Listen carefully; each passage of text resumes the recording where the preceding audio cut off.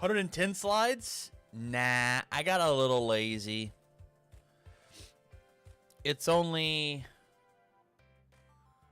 96.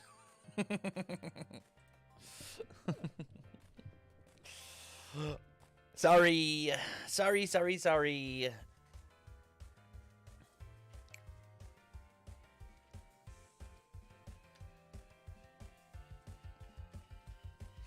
Yo!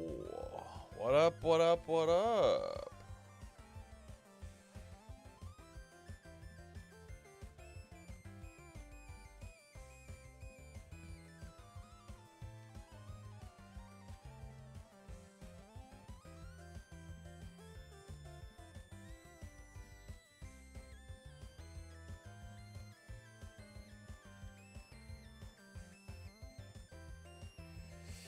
Got lazy.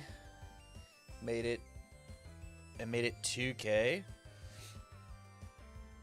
I look forward to my monthly Portillo's Glaze stream. We're gonna get there.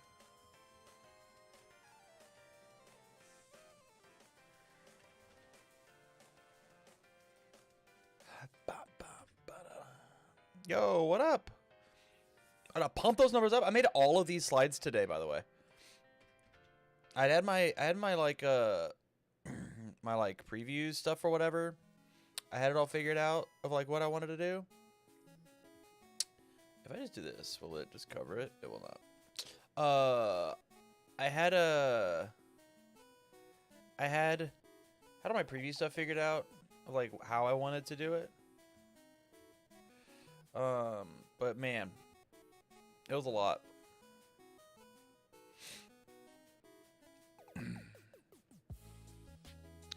Tam of the Black Beanie, day 2. I have 3 black beanies, so you're gonna see a lot. You're gonna see a lot for sure.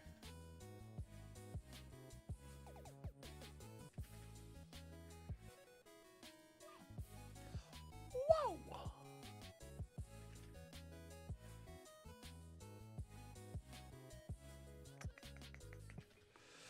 Had Canes and White Castle while down there. To BH, kinda mid. I think Canes can be really, really hit or miss. It's either like really dope or it's kind of bad. So like I fully get it. I fully get not doing the Canes. And White Castle, how drunk were you? Is the follow up to that.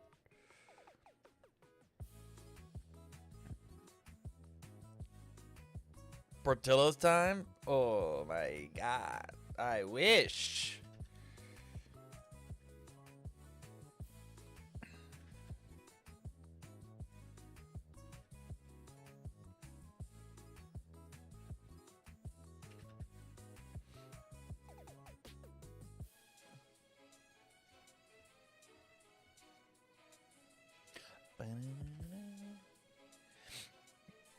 Said I never went over there. It was so good, dude. Holy cannoli. It was so yummy.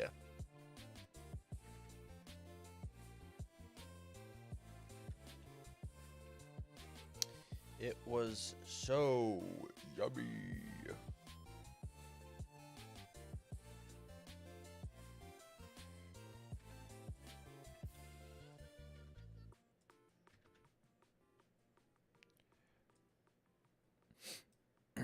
Rock the team spirit? Yeah. Yeah. I thought I should represent.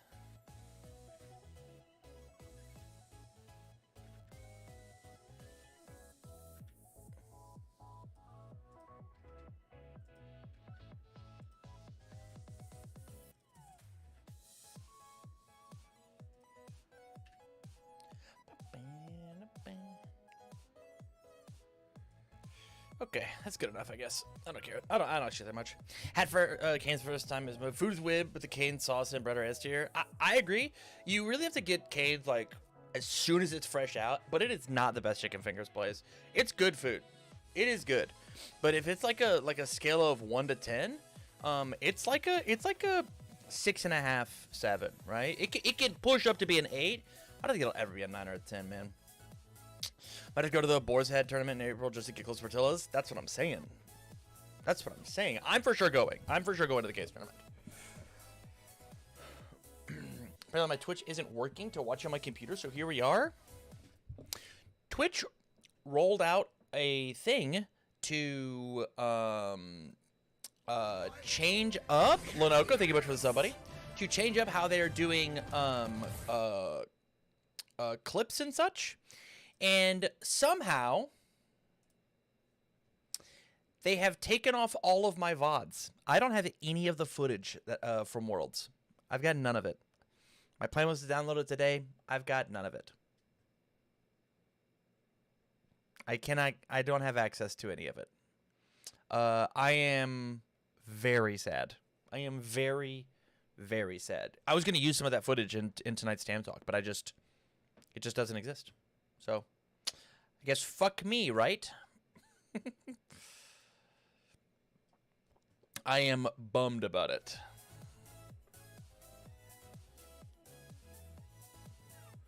The Steak and Shake was bussin'? Yeah, Steak and Shake was good. I mean, we'll talk about it whenever we get to the review. No spoilies. No spoilies.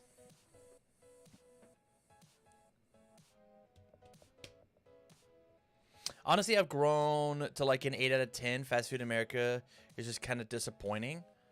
I think it's... I saw those VODs like actually half an hour ago. Wait, really? Can you get to my VOD via the channel? Hold on. They might have put it in... Because if they put it in like a weird spot... If I go to my channel... If I go to my... Shut up, Tam. And I go videos... Okay, I have VODs, but I can't grab them from... Huh. Report VOD. I can report them, but I can't. If I click on this,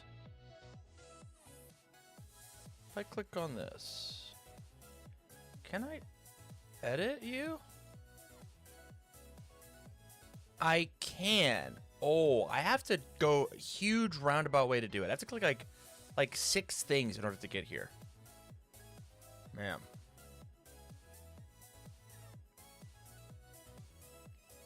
I wonder if we can find it. I wonder if we can find the moment that my heart breaks.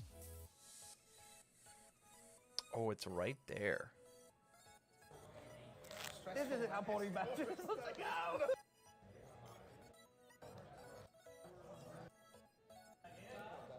Find 20, please. It is minus. Pass.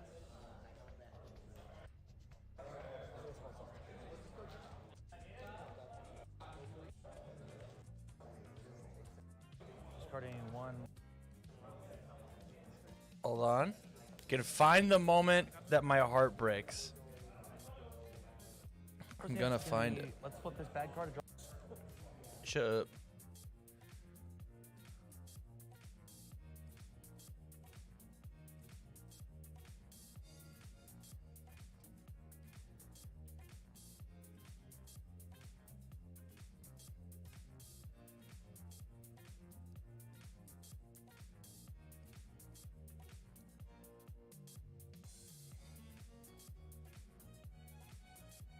I'm looking. Sorry, give me 1 second, guys, because it will be important.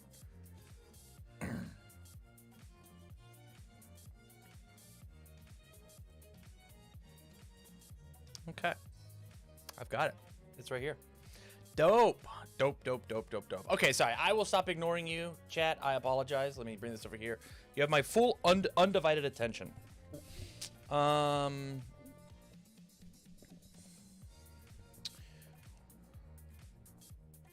How much am I paying for a Jester Chrome, by the way? I already have my Altar Jester from the Challenger Series, and that's the one that I like. The other one is cute. The other one's neat and fun. I've got Prankster Priestess. I'm set, guys. I'm so set. I'll be playing that for the rest of forever. You gave me some real ass kill conditions of this character now. I'm gonna order Steak and Shake. I had Jimmy John's for dinner. It was very good. Good evening, Tim Free on YouTube. Excuse me, Tim Free, game designer. Sticky Shake is amazing. We'll talk about it. We'll talk about it.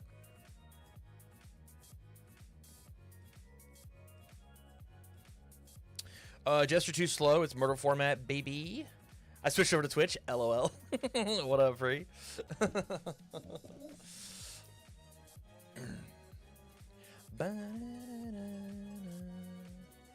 I'm gonna give it a couple more minutes, and then we can get to it. The alts look so beautiful. I don't. When it comes to the Critical Role arts and the alts in the new one, I kind of wish that there were 3 of them. There are 3 different alts, because I bet that the alts, you take the URs, the UR templating, and you put it on the character cards. I bet I would love those. I would love those. When it comes to like the hyper realistic, like totally change the art style, those aren't my favorite. I feel less good about those. I like them less. But that's definitely a me thing. That's not an everybody thing, and I fully get that. I bet that I am in the minority of liking the original art of the characters rather than the alternate art. But that is just me. That is just me. Haven't seen the alt yet. For the for what? Which alt? Characters or URs? Because I have a UR, an alternate art UR. It's in this box somewhere.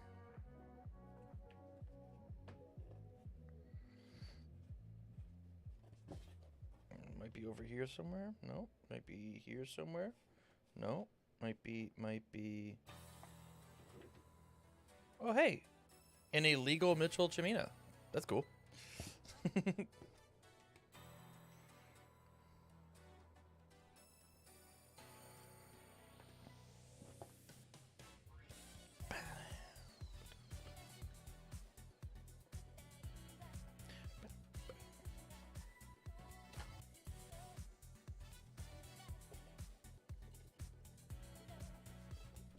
Here is an alt art UR.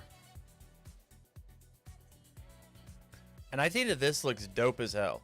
If they'd have done this for the characters, I'd have been so in.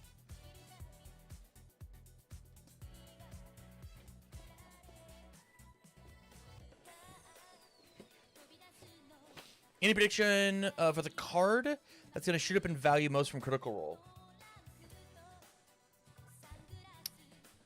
A singular card that's going to be crazy, that will see early errata from the set. If there is a card that will see early errata, it's going to be something along the lines of,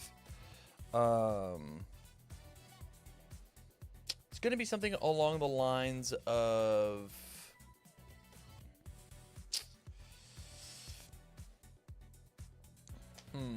what am I saying? It's going to be something along the lines of, like the dagger sweep or whatever.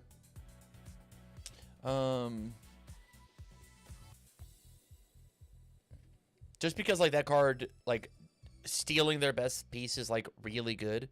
It's like putting it. Pony her discard becoming twice per turn. No, you make the clear once per turn, and the character's fine.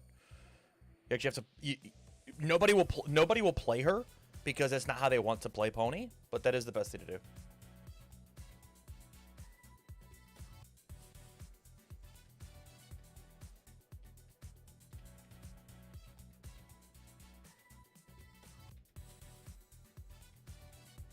We no longer need a Batman character. We have not alt. Interesting. I guess I haven't seen the not the Brave alternate art.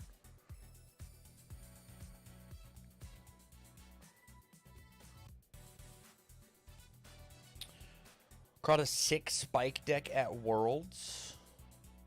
Tries so hard to make a void discard deck. I bet there's a World. Actually, the best alt. Somebody link it to me. Somebody send it to me on Discord.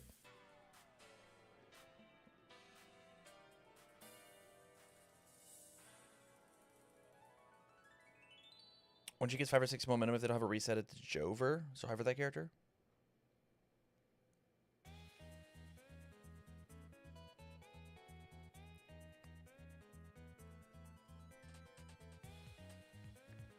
Ba-ba-ba-ba-ba.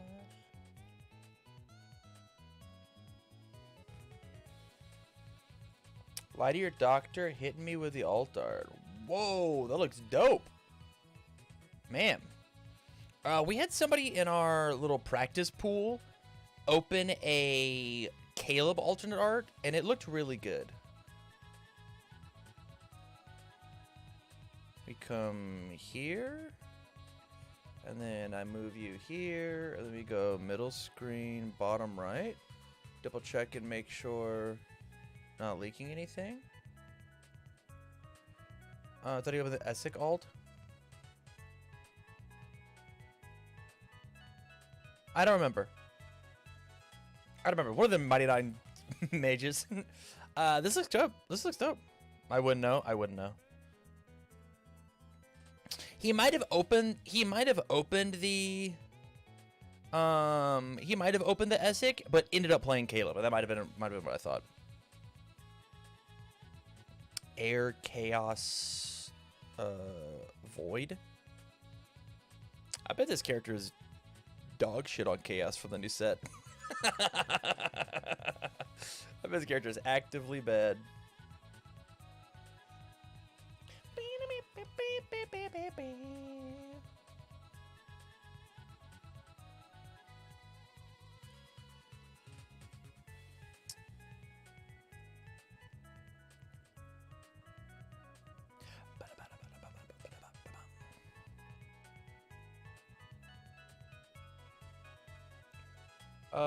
Yeah, we're just Earth Beast goleming it up. Oh, sure. I guess you do that on Chaos. Determined Advanced Rampage. Okay.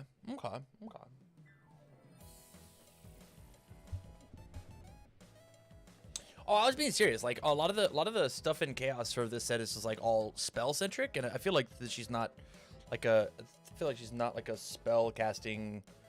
Doesn't want to utilize the spell stuff. But at the same time, so my timeline of like personal events is I get to talk about my world trip, and then I get to start building decks. And so like I gotta get today out of the way so I can start recording some deck building stuff.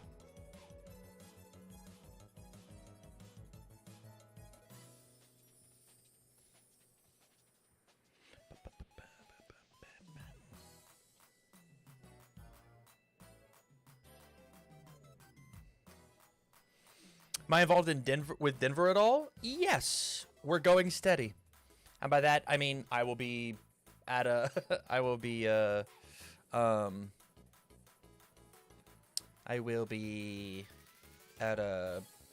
be casting.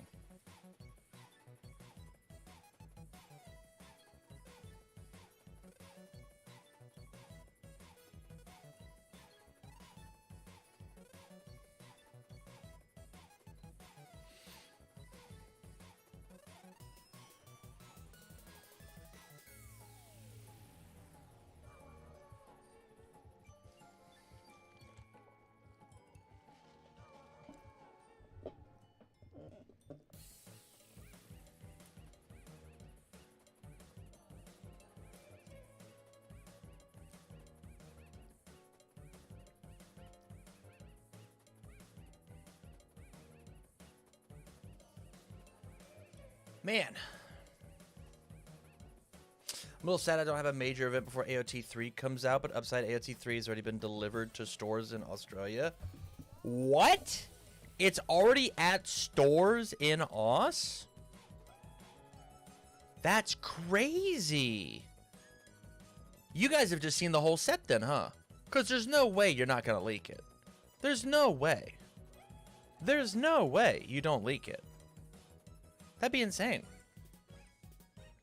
I thought about it, but I can't financially make it happen. I think, Lena, it's totally okay if you skip Denver. I don't want anybody to skip Denver. I don't want that, but I do think it is acceptable. Brody Wan, what up? What up? We're talking about how the OC is gonna leak all of AOT 3 next week. It's gonna be dope. Rush Train 256. Do you think Handry would have won Worlds?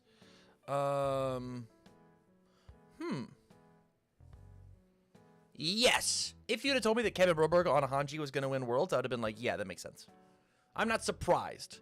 Did I expect it? No. Am I surprised? Absolutely not. Yeah, our distributor sent out wrong boxes, and the SA store's awaiting an official answer from UVS.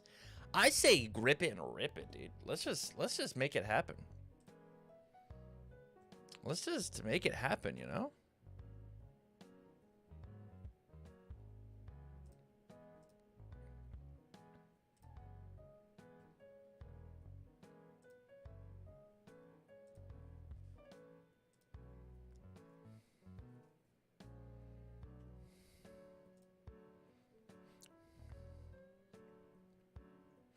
I need to make. I told him to open one box and make sure it's not Critical Role. That's very funny. That's very, very funny.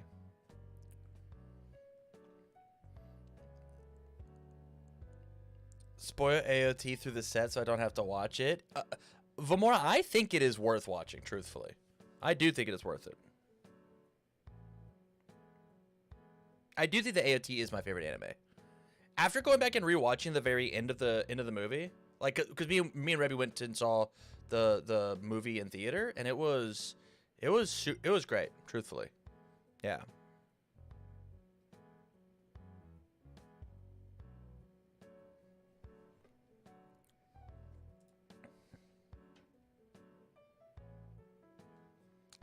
Look, it's not my store. It's not in my hands. That's fair. Rush Train. Who am I excited to play? The main three characters that I'm excited to play are Percy, Grog, and Vax. I'm excited for those. 96 is where I believe that I ended. Brody won. Let me double check. Yeah, 96 is my final slide. I was reading when it was coming out and dropped it when it became Flesh Gundams. Vamora, I'm gonna spoil it because the show is over. But when it becomes the Titan v Titan thing, like, it's kind of whatever. It then becomes a political drama and it's dope again. It's great.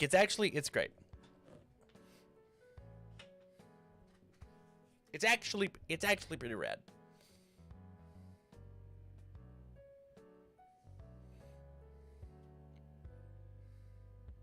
Dude, Flesh Gundams blew my mind when someone said that. I mean, yeah, that's what they are, right?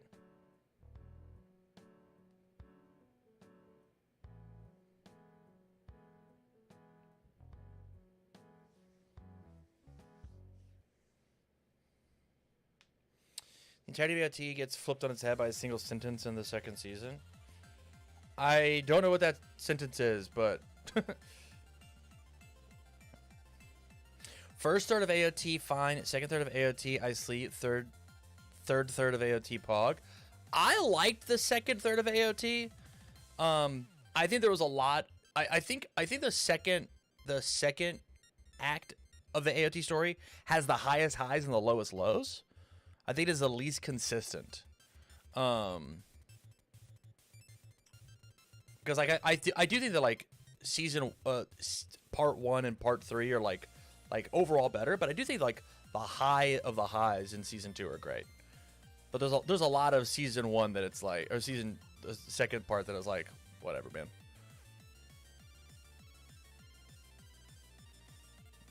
Did Aaron tell me to say that? I don't know.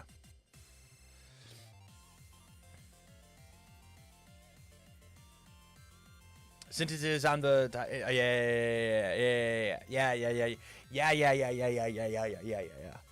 yeah.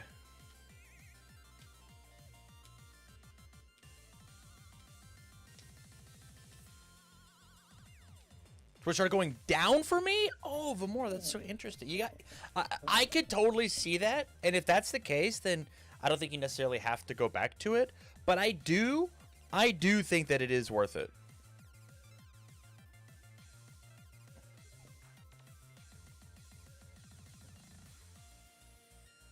Man.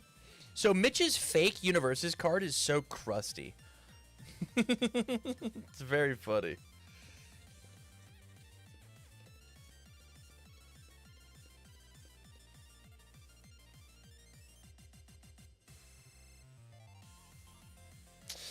I liked it. It was. It became a different series. That is super true. That's super true.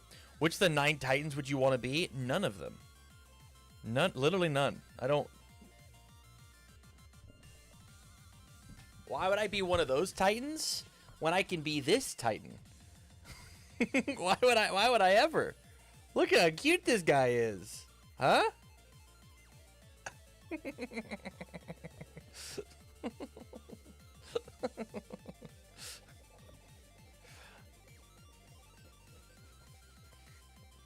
Barry, you got the hair for it, for sure. Because I love the honk shoe. Because I love to do nothing for most of the show.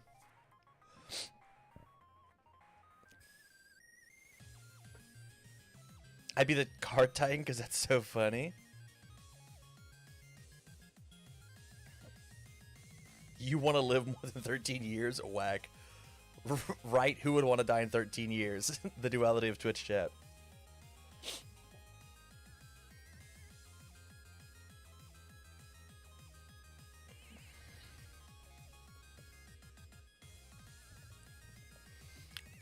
I'd play Card Titan if it was a T2 card before the nerf.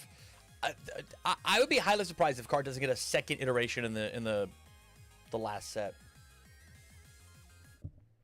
But with that, Jay, you guys ready to get this thing started? You guys ready to get this thing rocking?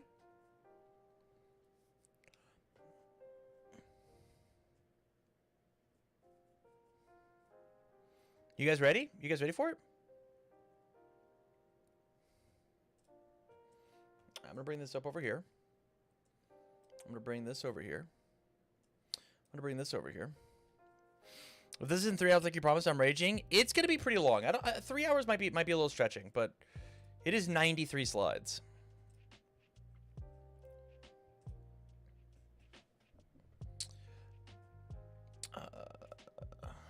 Click this. Sit up in my chair. Click the record button and say, yo, what up? How's it going, everybody? Welcome back to the stream. I have just gotten back. I have just gotten back from Universe's Worlds. And what I wanted to do is I wanted to, like I did with the Nationals review, I want to talk about my trip, my experience as a whole, and talk with get my thoughts and my opinions out. Talk with Twitch chat here live, or YouTube chat, depending on where you're watching the stream, and talk about everybody's world's experience. So the goal of this, again, talk about my personal trip, and then review the event as a whole. And so it all starts on a Wednesday. We find the cheapest flight. Me and Rebby decide to travel to the event together. And we leave the house roughly noon. We've got like a 3 p.m. flight, and we leave 8 inches of snow in Iowa. It snows all the night before. It's actually terrible out, and we spend a ton of time slowly, methodically driving to the airport, because boy howdy, we just wanted to make sure that we made it. The flight ended up being super easy. I finally took some like medicine to make the flight not so to not get so airsick, because recently I've been getting airsick on planes. I don't know what it is. It used to not affect me. Now it's affecting me, but yeah. Wednesday night we land. We take a 45-minute Uber drive from one airport all the way down to the event, and our Uber was so unbelievably kind. So kind. I think he was like a not a construction worker, but he worked outside as his main job. He did this, and he'd been up for like 14 hours. He like slept 4 hours the night before. Like he was just like on the grind to make it happen.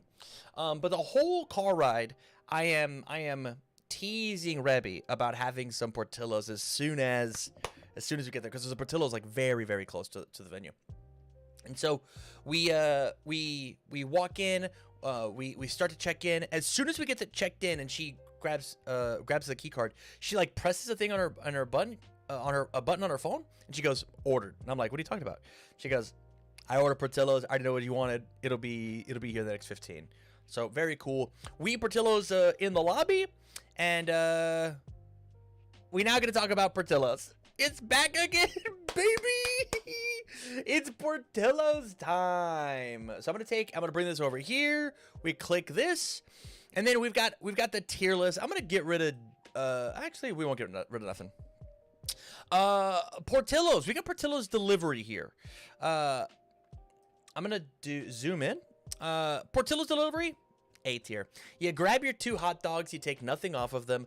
Again, I think Portillo's fries and onion rings are kind of dog water. You don't need to order those.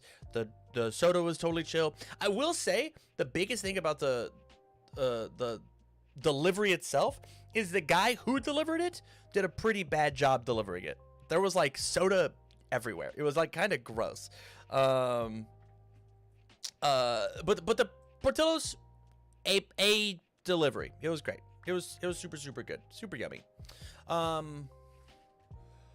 as we move on, tier list time, we now get to talk about the decks that me and Rebby are bringing, because I have brought Pony. It is a deck that I have been working on for a while. I played an air list for an not LCQ, for a local qualifier, local championship, local whatever. Actually had Chris Smith come and visit my store, and I beat the brakes off of him with an air Pony list. And the list that I had taken to nationals in Life Ymir just was not quite doing it for me. It wasn't how I wanted to play the game, and I was like, you know what, Pony got stronger with these bans and erratas, so let's give it a shot. And so here is the list that I ended up playing. And I've talked a little bit about this. I know that there will be a full deck list over on, I believe, Mitchell Chimino's channel with me going in depth. Eventually, I will record a deck profile to happen here. But this is the list. Before we go any further, I do want to give a big, huge shout out to Marvin Emery from Undefeated Locals. I essentially took his list, I copy and pasted it. You can tell I did, because I would never put this high value target inside my deck. I literally copy and pasted his list, and I think I changed like 6 cards total. So truly big shout out to him for the initial idea and inspiration. I made some small changes, some small movements, and then moved on from there. But Rebby at Nationals was playing a Bertolt Hoover 2 living weapon, and had to make a bit of a change. And so I had this crazy idea like 4, 5, 6 days before we went out of the tournament of playing Bionic Menace. Bionic Menace, I had this really kooky idea of playing Attack Titan's Haymaker, Lethal Slash, and Try Gravity Beam, and looking at my rival and saying, you can never block anything. She was having great success. I just noticed that there's a Pterodactyl here on this card. I literally have never noticed this before. There's a Pterodactyl right here. I've always just like focused this. Never seen this. Looking at this deck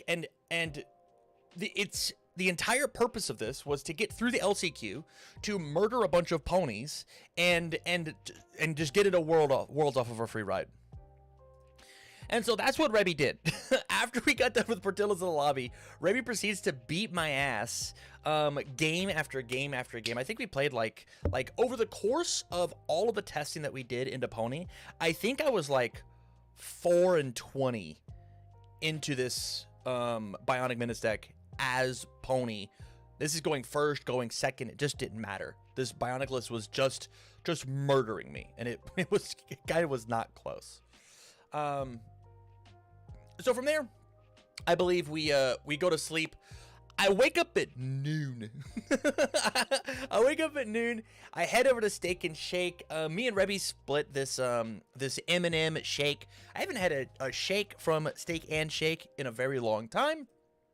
And so I now want to talk about the Steak and Shake that was within walking distance of the venue. As we take and we look at Steak and Shake, I think this Steak and Shake was a solid B. I might even give it like a C+. I'll leave it in B for now. I think B is fair. I don't like ketchup on my burgers, and Steak and Shake, they put ketchup on their burgers. And I like to replace my ketchup with mustard. We've done the condiments tier list. I'm a big mustard fan. When I took the ketchup off my burger and asked for some mustard to be put on, they decided that what I actually wanted was half of a bottle of mustard. And so my Steak and Shake burger was so unbelievably mustarded that it was so bitter. It was so bitter. That the Steak and Shake burger was like kind of, it was you ever have a bite of something with mustard? You take the bite and you go just cuz it was like too much. It was guys, it was a lot of mustard. I love mustard. It was a lot of mustard. The shake was great. The Steak and Shake is the only restaurant that I've ever seen have the little QR codes to get your refills, and we actually ran out of refills for our QR code. Me and Rebby did. We split a soda, we split a shake. We just like ran out of the whatever. But this, I think this is totally fine. I've got Steak and Shakes. I got Steak and Shakes at home, and so it's not like we like. It's not like a novelty food for me, and so it was whatever. It was whatever. From there, tier list time. From there, Thursday afternoon and into the night was all about just playing games. We played so many games. I got to play the mirror against Marvin, and I beat him either 2-0 or 2-1, but I smacked him up. I got to play as Rebby's Binoculus. I got to play against Thantech. Barlow, Thantech, and I were playing a bunch of retro games. It was just truly fun. It was very fun to sit out in the lobby and play these games. And so that does bring me to Thantech42, who is here in the chat. Big shout outs to Thantech. You see, Thantech has been in my chat for a very, very, very, very long time, for the past 3 years at minimum. Been very active in the community, been very, very awesome and very fun. But the biggest thing about Thantech is where he's from, and that is the OCE. He is from the OCE, and he gave me a bunch of OCE food for me to try. And so what we're going to do right now is it's tier list time. I'm gonna try some OCE food. I'm gonna try some food, but in order to do that, I have to do one thing first. Give me 1 second, chat.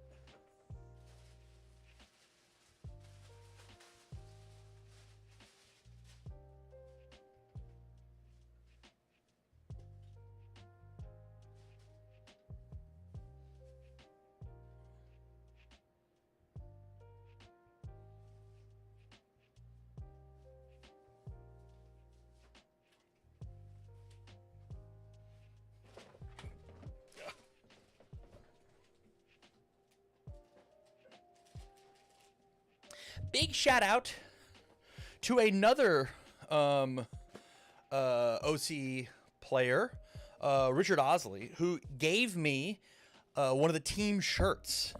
So for the time being,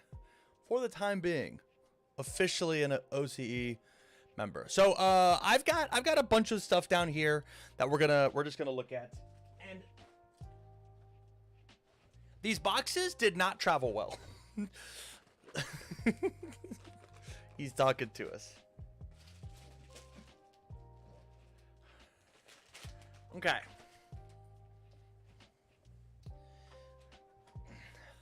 So the first thing I'm gonna do is we have a ton of shapes to try, and so I think This is, it's Shapes Originals, which is weird because there's so many flavors. Flavors you'll love. Like crispy, sorry, chicken crimpy. I don't know what crimpy means. Green box is my favorite. We can start with the green box. Let's start with barbecue. So let's go barbecue. These bags are adequately labeled. Fresh open. First shape ever.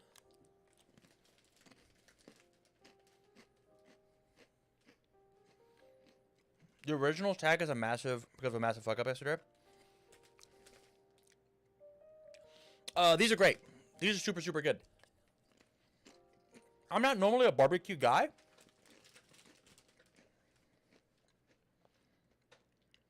But those are incredible. Those are super, super good. I'm going to put these barbecue ones in A. I think that I could finish this bag. And this is me not being like a barbecue Lay's chip kind of guy. Like if there's like Lay's barbecues and original Lay's, I'm going for the originals 10 out of 10 times. But these are very good. These are super good. Okay. I'm going to put these back in the box so I don't get mixed up on what they are. Okay. From here, we're going to try, this is now pizza. We've got pizza shapes.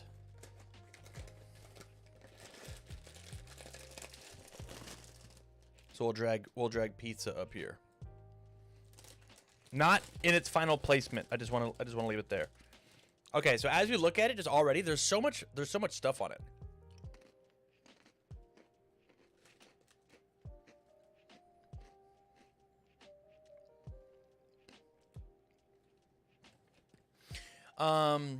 I mean, this unlocked some crazy nostalgia memory for me, which like the M word is tough for me. My dad on road trips would always get pizza flavored combos. You guys ever had a combo before? This is the exact same pizza flavoring as on a combo, but just like on this cracker.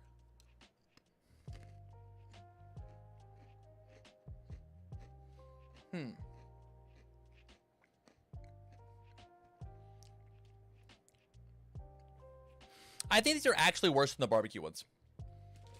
I actually really, really like the barbecue ones. I think the pizza ones are kind of whatever. Had pizza combos on my first time. So like, take out bottom 3 snacks of all time. Take out the pretzels. Put in the crackers, and it's just that's where it is. It's not bad, but it's certainly not amazing. I'm going to go with cheese and bacon next. Is going to be our next try. So we'll take and we'll come here. Do I have a cheese and bacon right there? Okay. Please make sure you seal them, Tam. They will go stale. Fun fact about me, I actually love stale chips. I don't know if I love stale crackers, but I love stale chips. Okay. Pizza shapes coming in. Oh, sorry, cheese and bacon. Wow.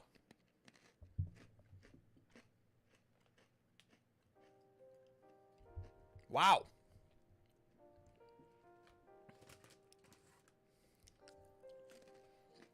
There's a lot of flavor on these.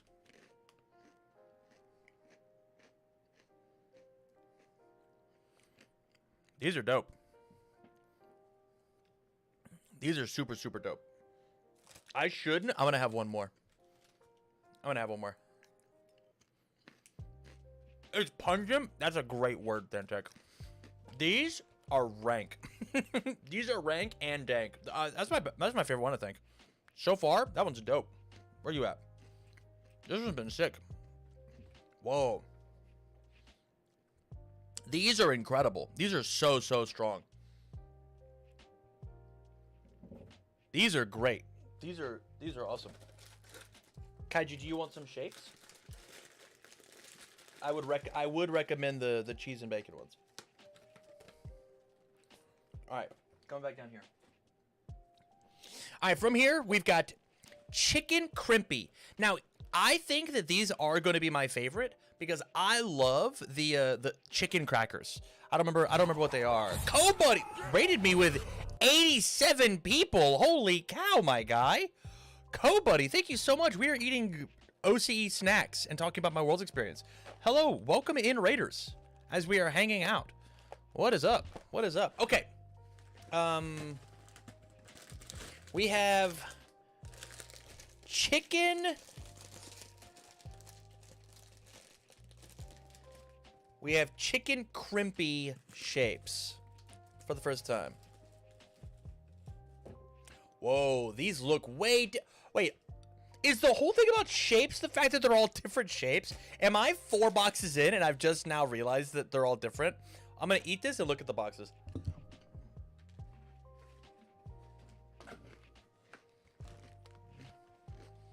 They are absolutely all different shapes. I'm crazy. Wow, these are good. Holy shit, these are incredible. I'm putting this back down to S. These are nutso. Rebby's not going to get a chance to eat any of these, I think. Actually. These are so good.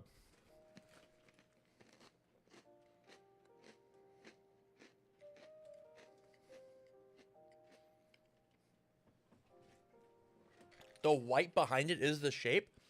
Oh my god, you're so right. Well, hold up. Is the pizza one also just a hexagon? I guess it is, huh? Oh, but it's a different hexagon. Oh, I see. Pizza and barbecue are different, ever so slightly.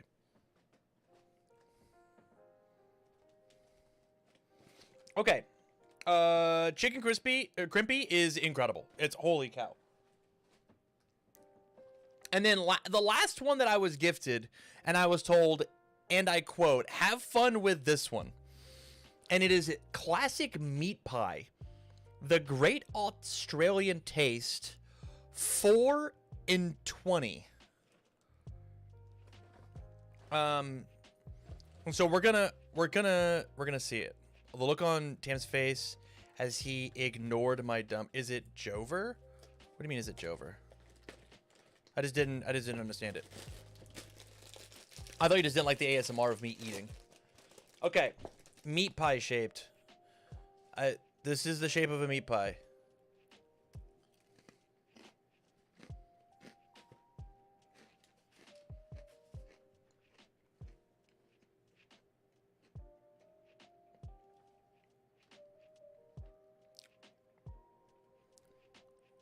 I absolutely do not need a second one of these. This one, I did not like. this one, I don't think it was so bad that, like, I'm going to put it in D. But I would rather go hungry than eat this. Yeah, I didn't like this one. This one wasn't very good. I will try one more for the culture, though. I'll try one more. We're going to see.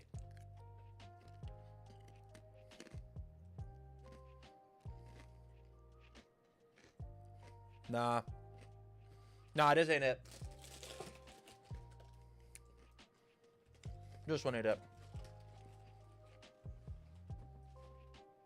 Okay. Describe it. So it's meat, right? This is meat. It's like salty, but not in a good way. I don't know. I think it does taste like a meat pie, like a pot pie. But I'm not a pot pie guy. It's like salty. It's actually it really tastes like beef. There's a lot of beef flavor there. I don't know. I put it on my tongue and it like as I have like a guttural reaction of like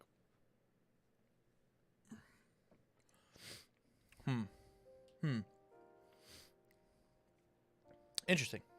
From here, I've got 3 more sweets. I've got 2 full boxes of Tim Tams and some Carmelo Koalas. So we're going to crush those real fast. I'm going to start off with the original Tim Tam.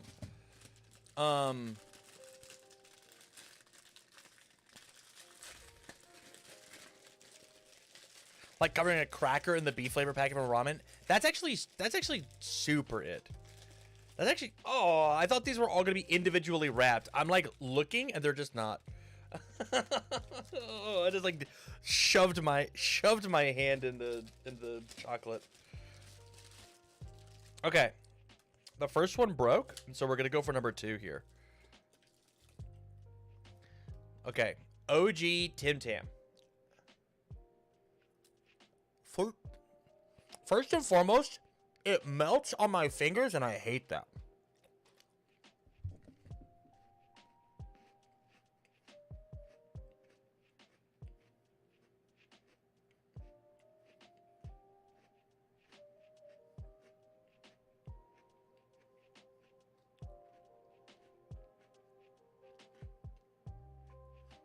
Okay.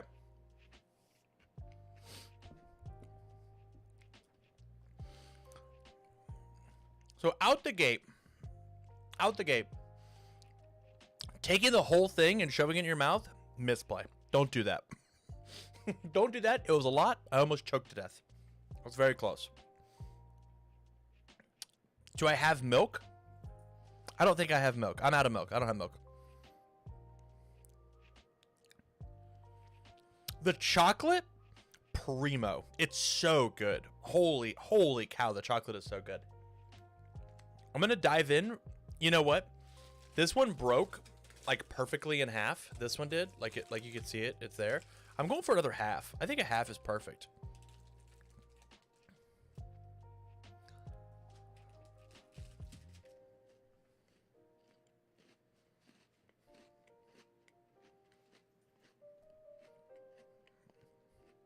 Yeah, that's great. That's great. Holy cow, this is really good. Okay. OG Tim Tams. S tier. These are scary. These are scary good. Wow. I'm gonna have to hide those from my girlfriend so she does not eat them all without me. From here, you now have the double coated ones, which I'm interested to know what the difference is. It says there's no substitute.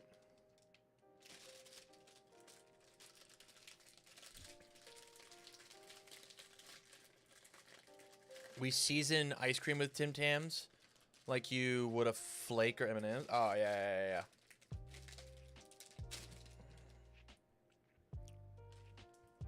Well, you guys don't have flakes? I mean, there's sprinkles. Okay, again, look, instantly going for like the double coating. I just like don't like how it melts on my fingers. I'm not a messy hand guy, and it's making my hands messy. I remember the strat. We're not going full hog on it.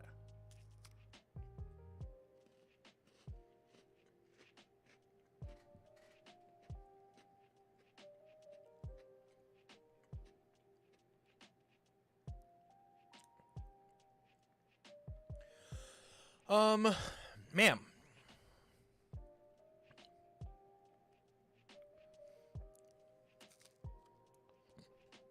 Going for the second bite. Homie, these taste the same, man. It's just dope ass chocolate on a chocolate cracker. Maybe I'd have to like it's the same with a bit more chocolate. Yeah, it like this is just the same as thing. If there's like a 30-cent difference, I would pay for the cheaper for sure.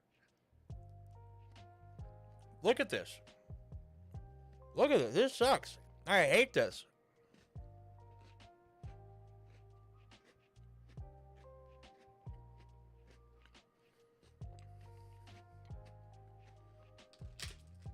I do think that I do like the OG Tim Tam more. I think I'm gonna drop it here. Not because there's that much of a difference, because I do want to highlight the OG. The OG is so good.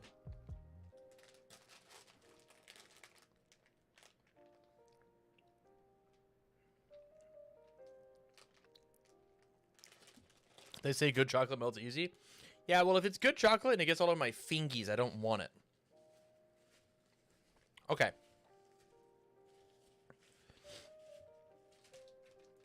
Let's put these guys away. And open up some koalas. Maybe I won't put them away, as the packaging is bad.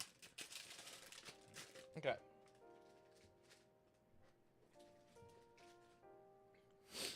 Up next, there are 12 Carmelo koalas in this bag.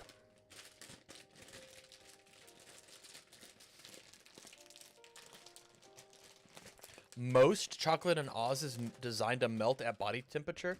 Did you guys have like an actual IRO Willy Wonka catastrophe where like somebody died because it didn't?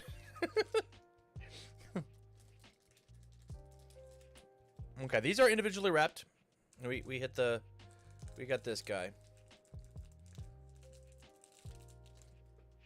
You know, I can only imagine that there's actual like caramel inside these because of, yeah, there is caramel. I'm not the biggest caramel fan. So we'll have to keep that with the judgment.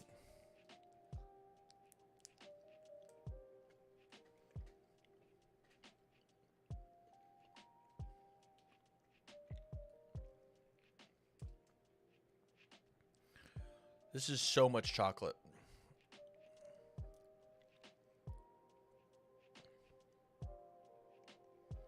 This is so much chocolate.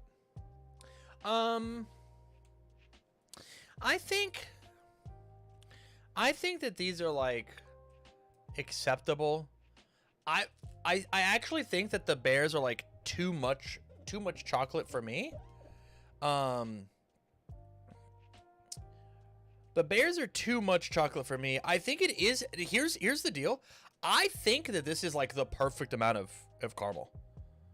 I think this is actually the perfect amount of caramel.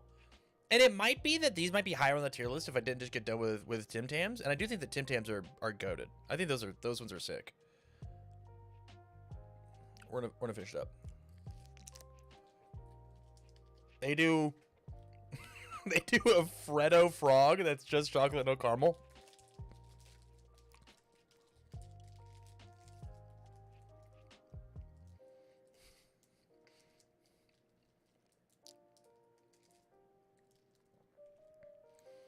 You know, I'm joking. I bit the koala's head off, and there wasn't very much caramel. As soon as I got down to his little koala body, there was a lot of caramel. I'm leaving it in B. I could. These ones I think are just gonna go to Rebby. I think that she'll enjoy these. Okay. And then the last one, the Holy Grail. So you got a small thing of Vegemite. Vegemite. Never opened. We can hear it crack, I believe.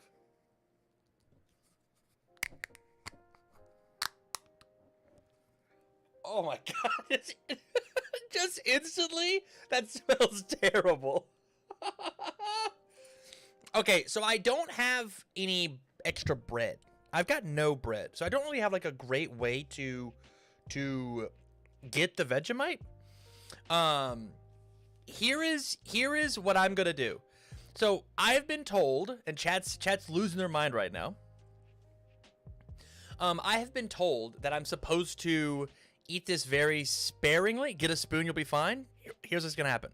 I am gonna dip my finger in this, and I'm going to eat this off of my finger, as well as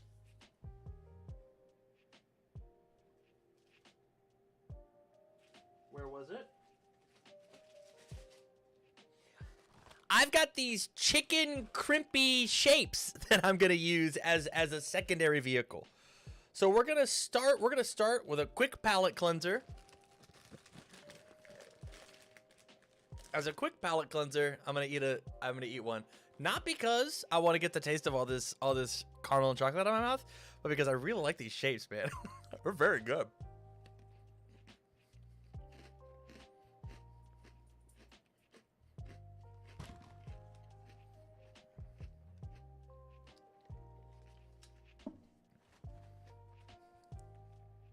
Okay. All right, let's see. So we got the Vegemite. So we're gonna. Oh, it feels terrible. It feels terrible. Okay, so I got this guy.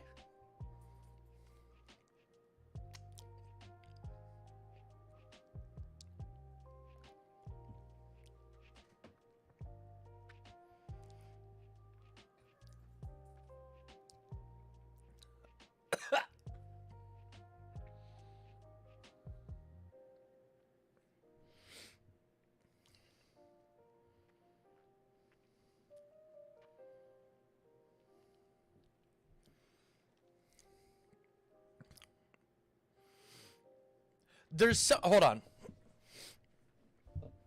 Hold on. There's something kind of good about this. Like in a I hate to love it and I love to hate it kind of way. This actually wasn't terrible. I don't know what I was expecting something. I was expecting it to be worse. I expected it to be worse.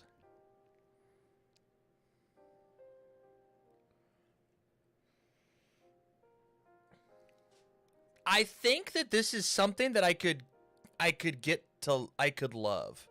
I do think that this is something that I could enjoy. I do think that my finger was not the best vehicle.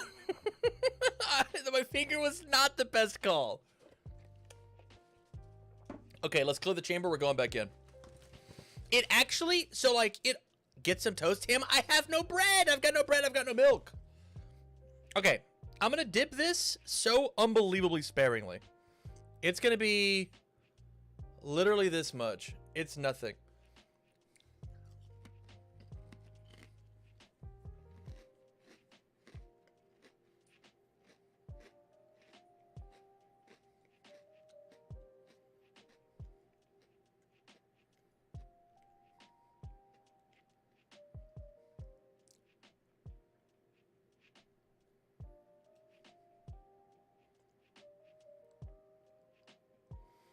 Should have gotten you the cheese and Vegemite shapes.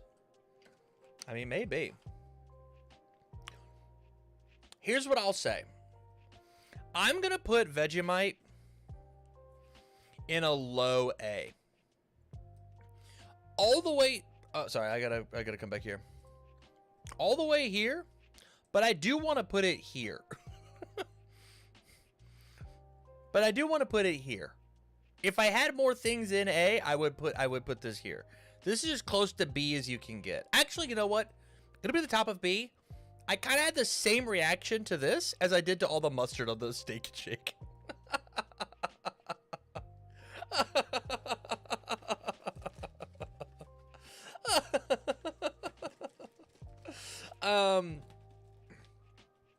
Yo, I actually do think... Hold on. I do think that... It's hitting me. It's come back for seconds. I do think that I was told to like try this with some like Nutella. I bet like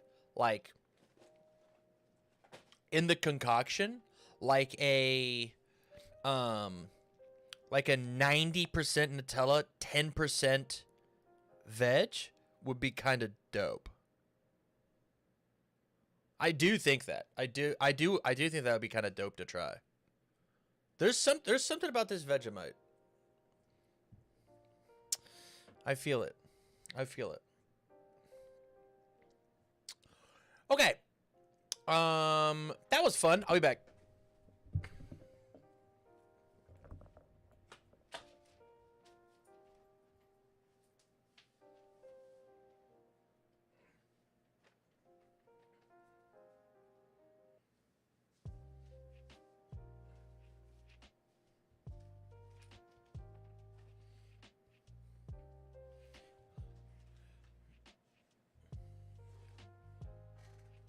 Do you guys see that Kaiju would want some Vegemite?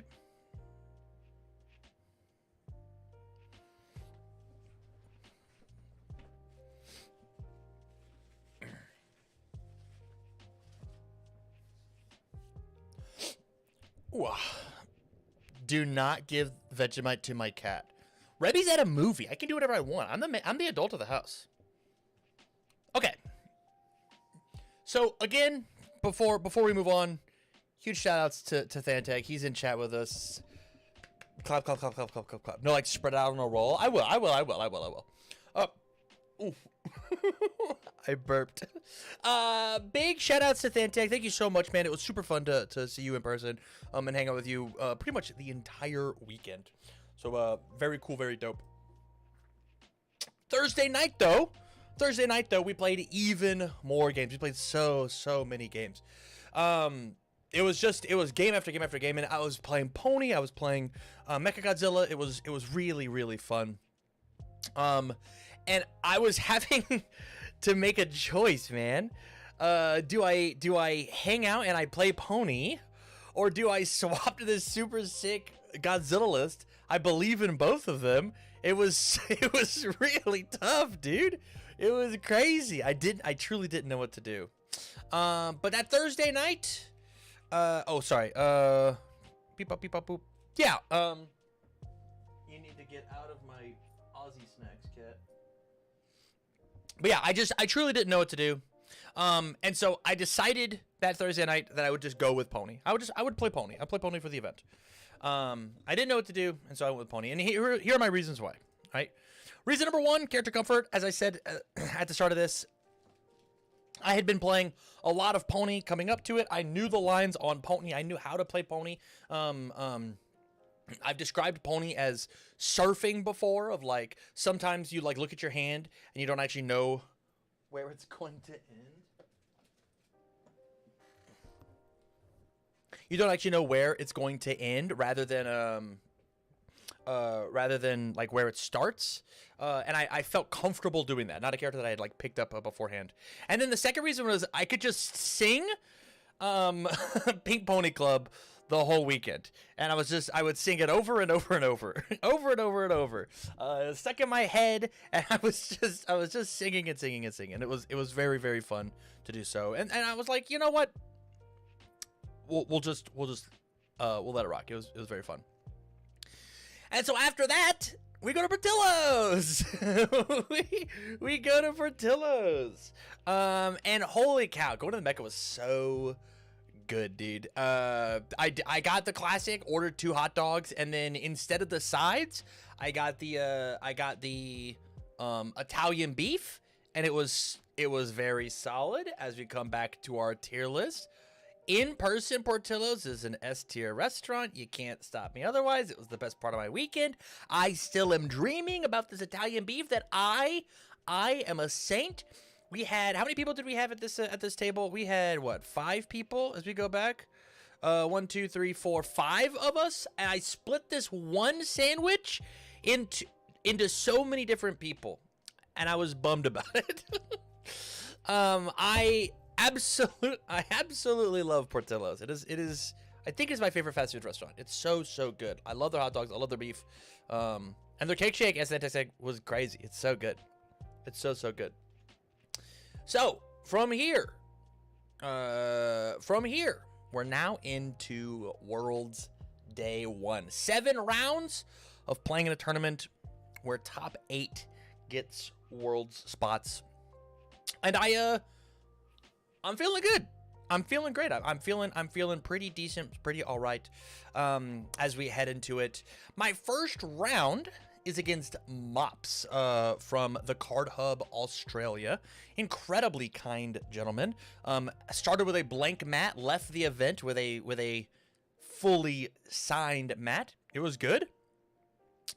Playing a Void Izuku Midoriya on the move, playing a lot of flash attacks, playing a lot of playing the classic, but not the one-hit KO Midoriya that we are used to, but certainly a much more limited Midoriya. I need you to get out of here, dude. You cannot have my shapes. I have to kick this cat out of my room. I'll be back. You're being crazy.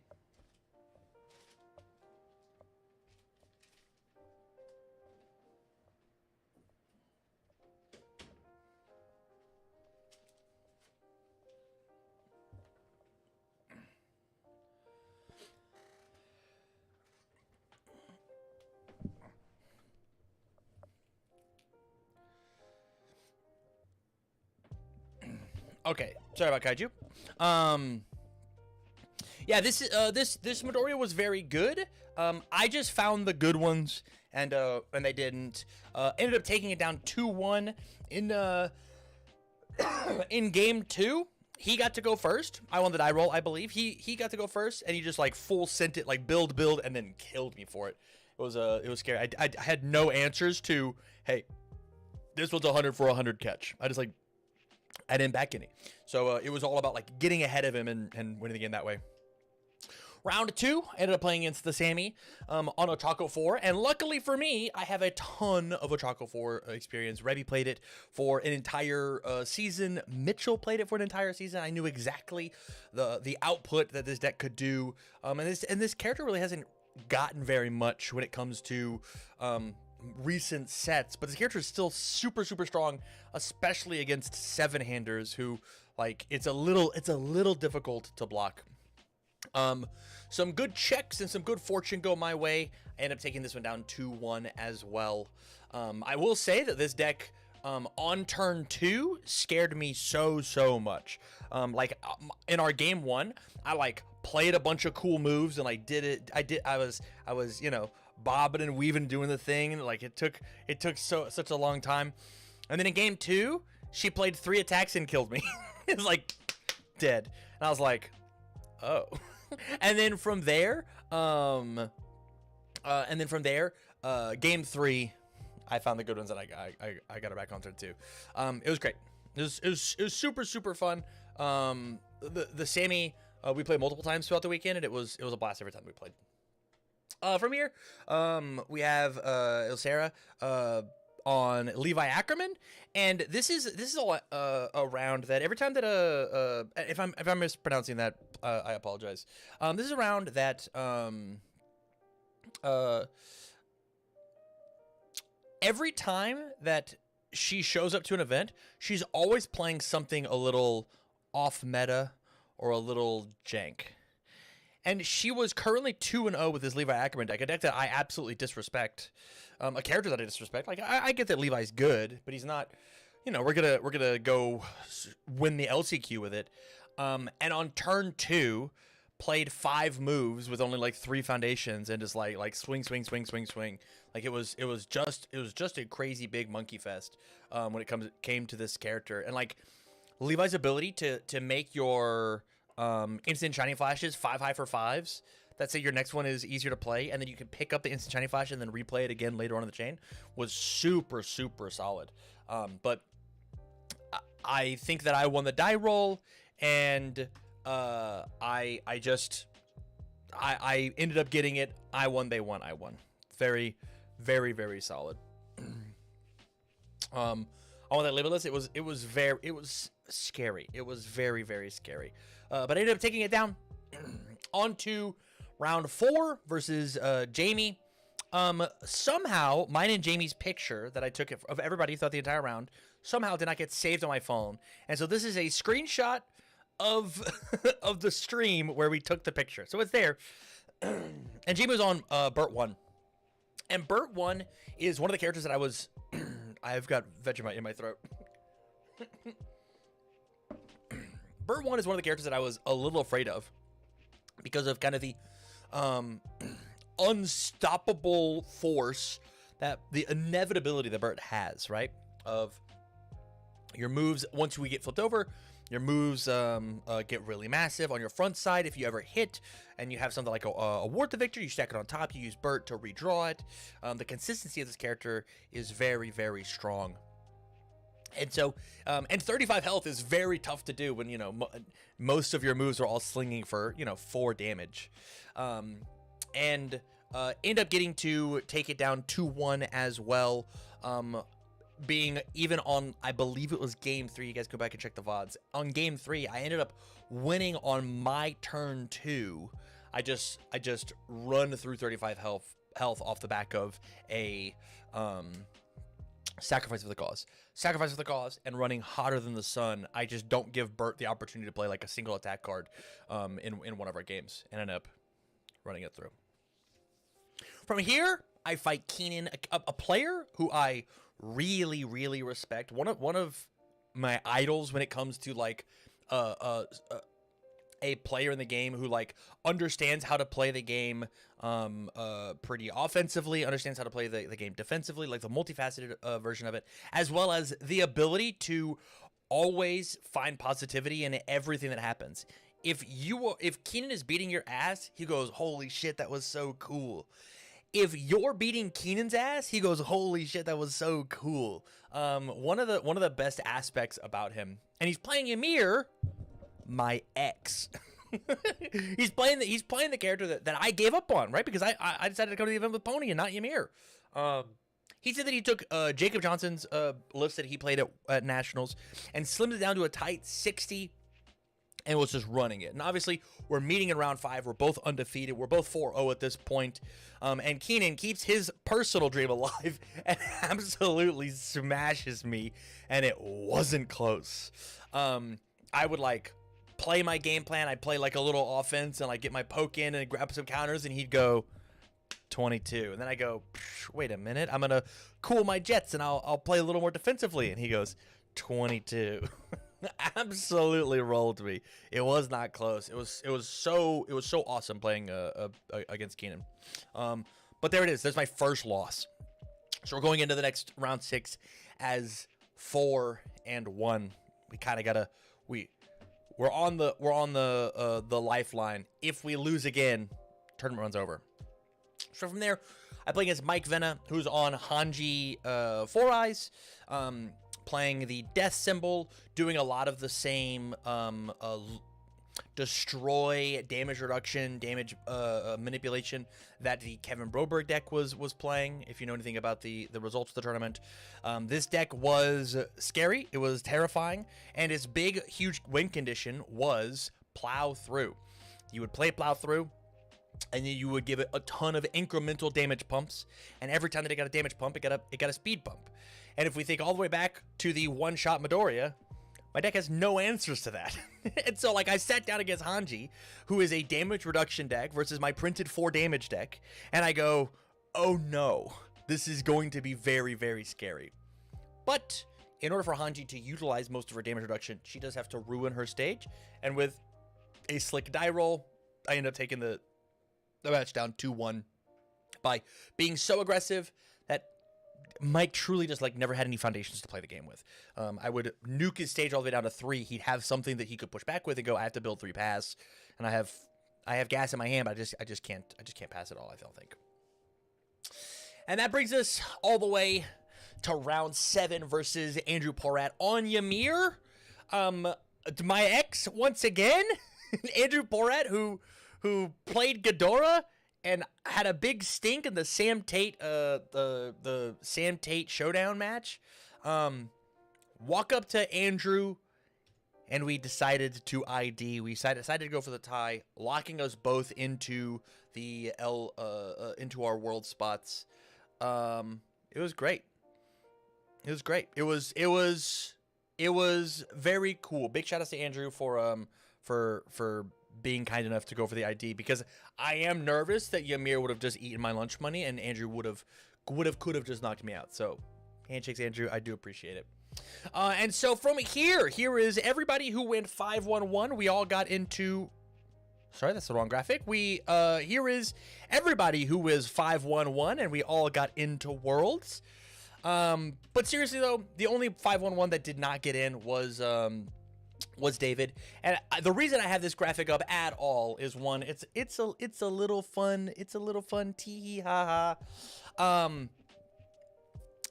I was one of the people. It was me and Keenan after our round or before the final round that we were telling David, hey man, you should just take the ID.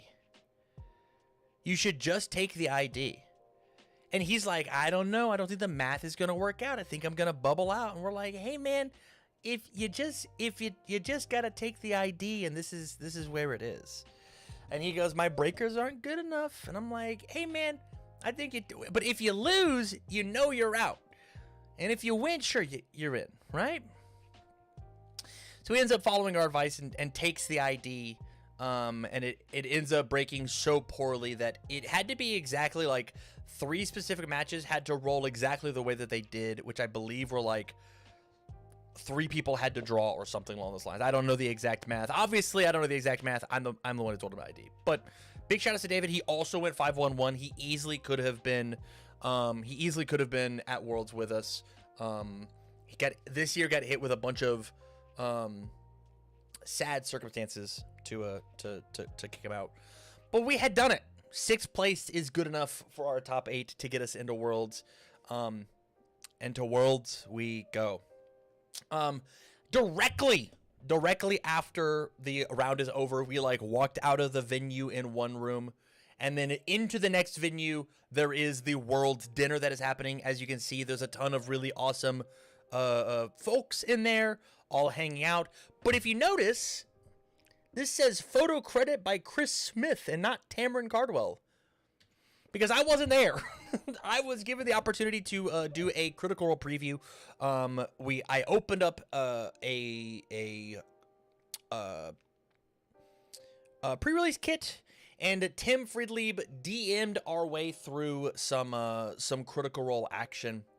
We played against Dr. Ripley, and it was very, very fun. We had Jester and Kima and Vax and Caleb and Caduceus on our team, and it was like 5 turns and it was over. We absolutely laid her out, and I really liked the way that Tim went through and made this happen. I really, really think that if you want these PvEs to be the best that they could be, truly, UVS Games, develop a web app, have Tim write a script of the things that happen when they happen, and send out some voice actors, and you update them every month as new PvE stuff happens. It will keep that format alive. It absolutely was worth it. It absolutely was worth it. You should have a third party, a second individual, a DM, a GM be running your PvE stuff. You 100% have it. I love a Tim voiceover boss battle. I don't even think Tim's supposed to be the one that does it. There are professional voice actors that should do some voice acting things, but Tim should absolutely write it. I think Tim is creative enough to write the things. Have somebody put some real gravitas and you ready? You could do a bunch of different ones for a bunch of different games. But this was incredibly fun. I have a little bit of footage. I don't know how much of it is really useful, because truly there was the idea of me being high off of I got into Worlds, yippee, and this wasn't like a very conducive way to make this happen. I didn't even know that this was actually, it was rumored it was happening, but I didn't know that it was actually happening until I was like halfway in some of the rounds. It was a little thrown together. A fun experience, not great for content. So, but it was fun. It was super, super fun. After that, we ended up going to K-Pot for dinner, a Korean barbecue place, because nobody at this table had eaten. If you notice, there wasn't really a lunch break. And if there was a lunch break in day one, I didn't take one. I just like didn't bother with it. I always feel like after I get done eating for a lunch break, I feel worse. I feel sluggish. I need to be better at snacking, but like full stop and do a meal break. I'm just not very good at it. Messes with my mental. And so we go to Korean barbecue. K-Pot is my hometown Korean barbecue place, and so me and Rebby were the absolute experts. And it was very, very good. How good was it is the question. How good was it? As we come back over here, we have K-Pot. So this K-Pot was pretty darn good.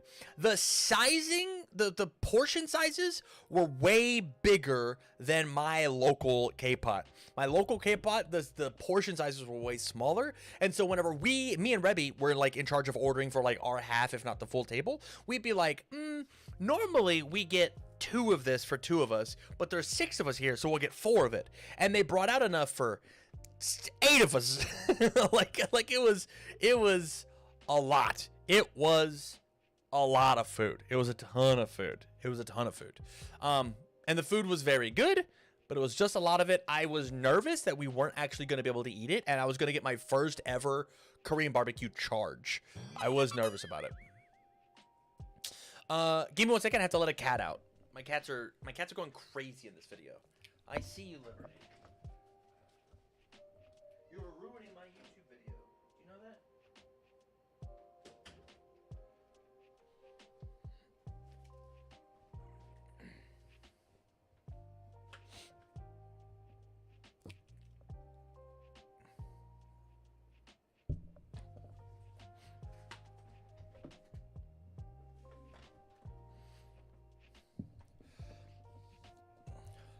So K-pop was good. K-pop was good. But the question that I have is so I just got 6th place in this event with Pony.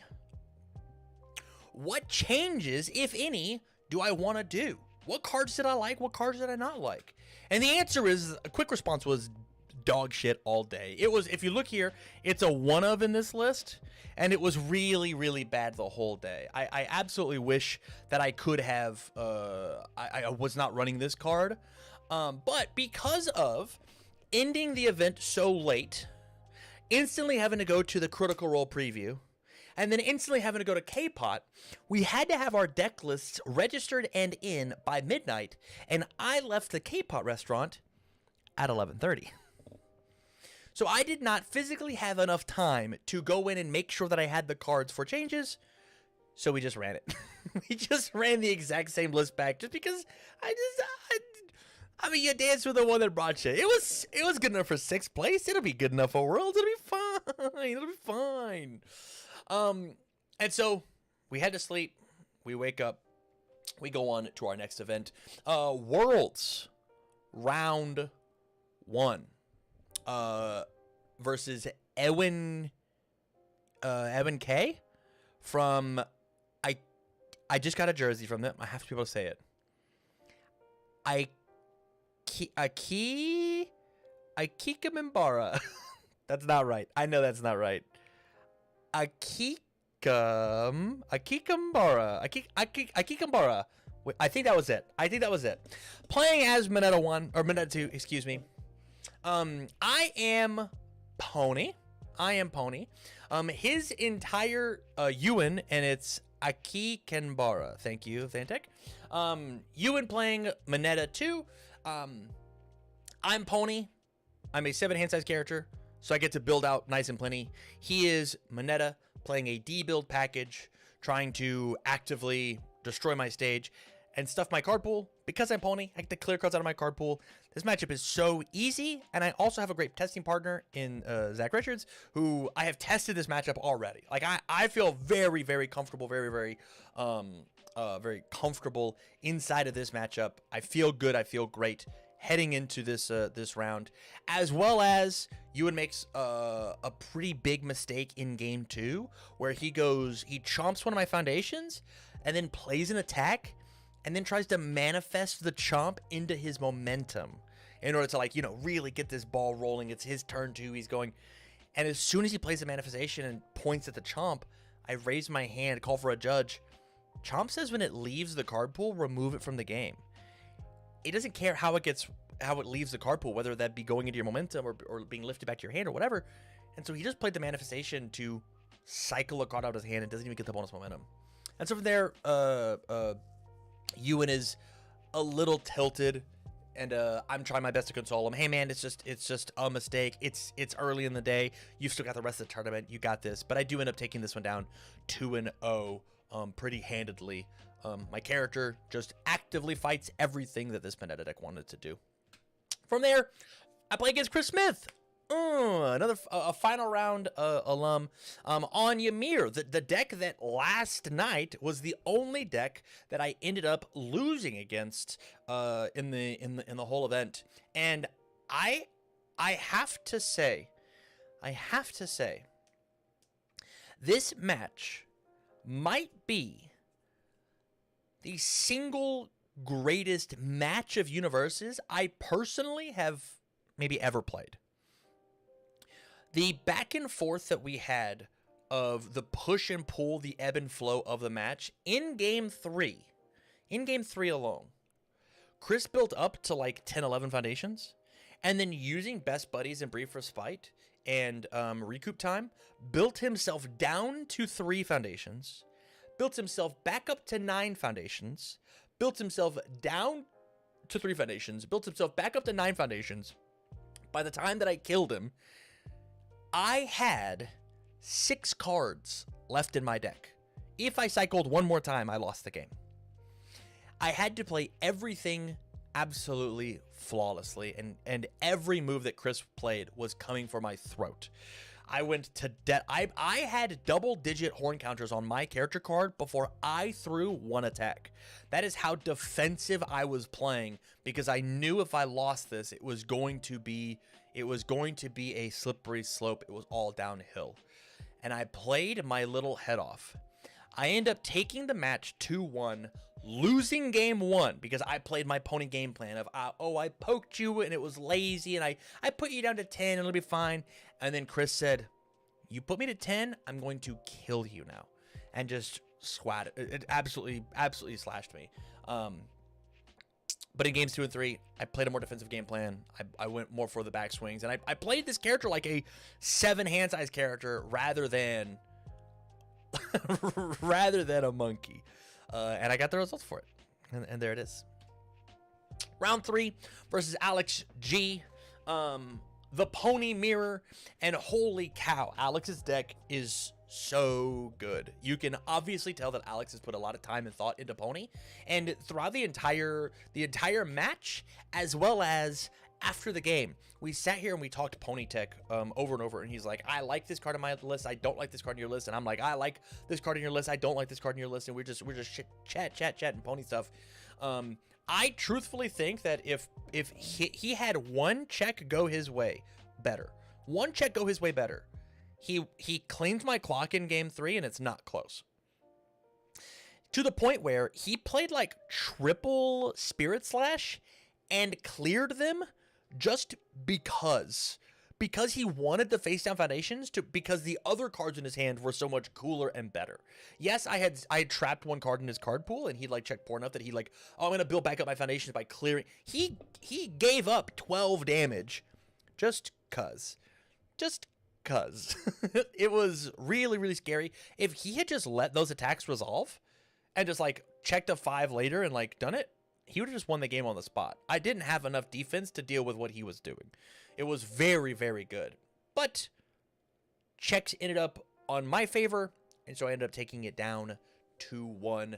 We are 3-0, heading into round 4, where I play against another pony, Benjamin M. in Excelsior. There's a TH in this. I've triple checked. It's Excelsior. Ben was a cool guy.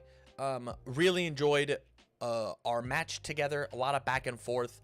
And obviously we both made the right call, right? We're both on Pony. We're having a good time.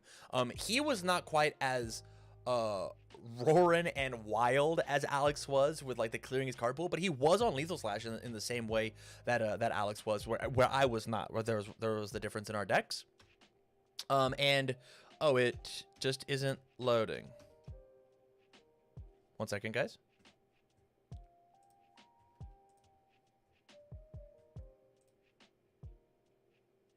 We're gonna refresh. The program that I use to do these little slideshows is like a Mr. Meeseeks. Sometimes if it's alive too long, it breaks.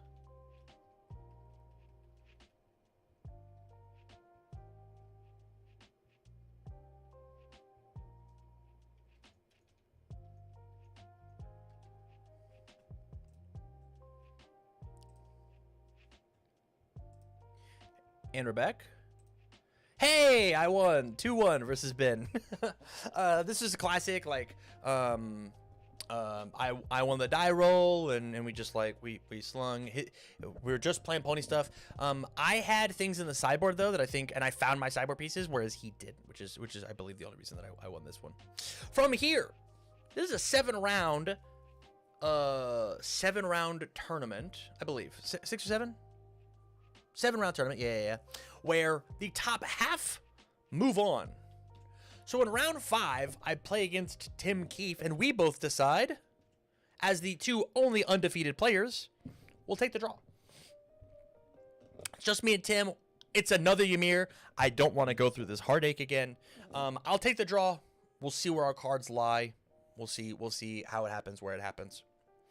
Thantech points out the Tim Tam. Yes. Tim Tam was a theme of the first day of Worlds for sure.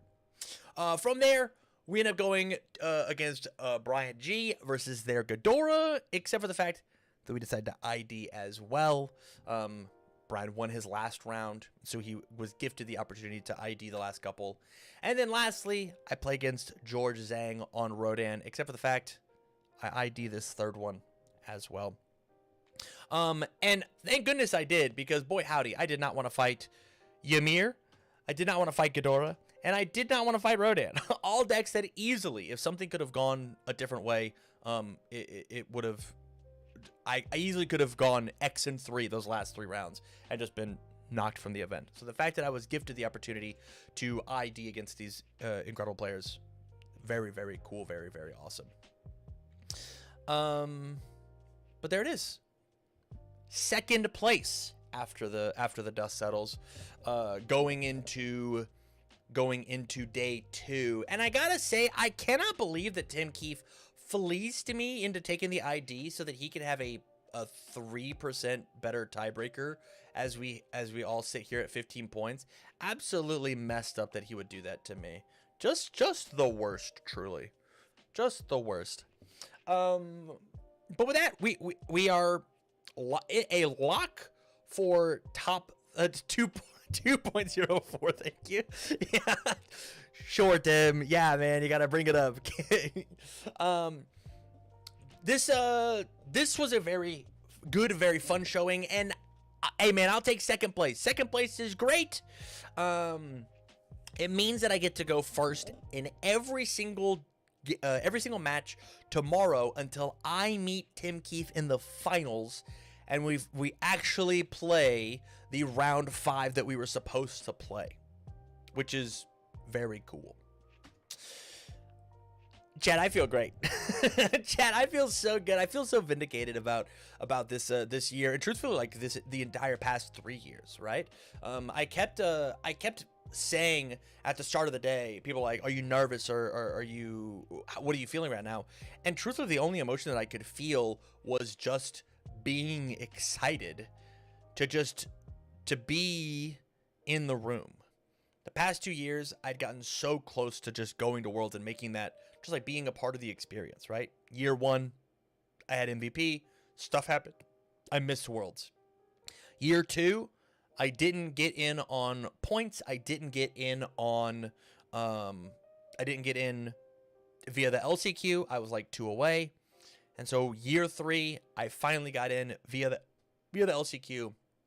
And not only that, I absolutely killed it.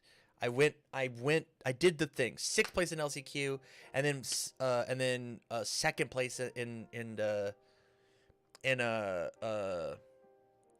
actual event to push myself into top 32 to play on Sunday. So I'm elated. I'm just absolutely fantastic. But from there, me, Anna, and Revy, big shout out to Anna Margaret, who was hanging out with us the whole weekend, who almost got into LCQ as her first event ever. So sick. We end up going to BBQ Chicken, this little hole in the wall, Korean fried chicken place. And oh, I actually clicked that slide. Let's talk about it. This little Korean barbecue chicken place was very, very good. It was really, really yummy. The chicken that I got this is the first time I've been in it was almost like a KFC in a hole, like in a wall. Korean fried chicken. It was really, really good. I loved the chicken itself was really yummy. The sauce that I put on, I asked my waiter, the person behind it, was I was like, hey, of this sauce or this sauce, which do you prefer? And they're like, this one. And so I tried it, and it was a little spicier, not spicier than I could tolerate, but spicier than I wanted at that exact second. And so I tried like a piece of Rebby's, and Rebby's was like a 10 out of 10. But she ended up not liking this BBQ Korean chicken place, and I freaking loved it.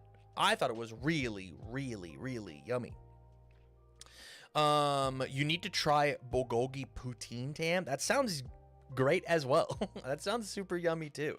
But this BBQ chicken place, I know that locally I'm gonna be looking for more fried chicken Korean joints, because I just didn't know that like that could just exist. It was like this like little walk-in Korean place. It was very good. But after we get back Saturday night, I've got a... Oh, it's that BBQ chicken? Oh, I'll have to check it out free. Back Saturday night, I have my bracket, and I know what it is. And I look at my teammates who some of them made it into the second day of festivities. Some of them did not. And I look at Zach Richards, and I say, hey, you play Ghidorah? Are you trying to play some Ghidorah games with me? I've never actually played this matchup as Pony, and I see that I have one in my bracket if all things go correctly. And of course, Zach sits down and goes, of course, Tam, I would absolutely love to thrash you with the Emperor of the Cosmos for a couple of matches. And so we do. We end up playing 6 games where we end up going even inside of matches. I win 3, he wins 3, and I come to the conclusion of it's a coin flip, but I get to go first. So the coin flip's maybe like 52-48. It was a good thing to know, and it was really, really important for tomorrow's events. As we move into Sunday, Top 32 versus Liam. I feel incredible. Chad, I get to go first. In the Pony Mirror, I get to go first? It's gonna be so easy. He was on the classic OCE, Spirit / Pony, not playing like the haymakers and such, and just like ready to ready to throw down, block all my high moves, and build out a stage. And it was super, super good. And I actually have the exact moment here. It might be a little behind, but I have the exact moment here where I am playing a Battle Aura. He's at 9, and he's got 2 cards in his card pool. He's got some ideas here. I'm giving it speed. I have him dead to rights. It's all good. We've given it the bonus damage with the sacrifice for the cause we have on our board. We're all committed out. It is all looking exactly what it's supposed to. He pitches, redraws his 2 to try and find a better block, but I've just got him. I've done the math.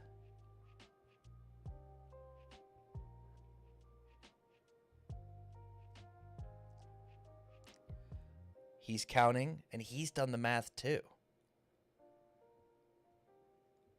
He takes a peek. He looks and he starts counting like this is ever going to save him. He's got his only option here is check a 6 and survive. And if you notice, there's one already in his stage. So that one's gone. We just looked at the ones inside the discard pile. This is the moment of truth. We've changed it back to a high. He's got a 2 high block. He checks the 6. I put my hand in my head and I go, huh. I punted. He's at 9. I'm at 20. I've got 1 ready foundation. And what a perfect time to sub. Thank you, Zahal, for the 25 months with the message 6. And I've punted. I've lost. I, from here, asked to see his discard pile so I can figure out what is about to happen. What does he have left? And I look at his discard pile, and chat, there was nothing in there. He's just going to murder me. I've lost. This is game 3. It's all on the line, and I don't have it. He's got 1 left in hand. He can review this. He's got the Spirit Slashes here. There's a couple pieces, but this game's just over.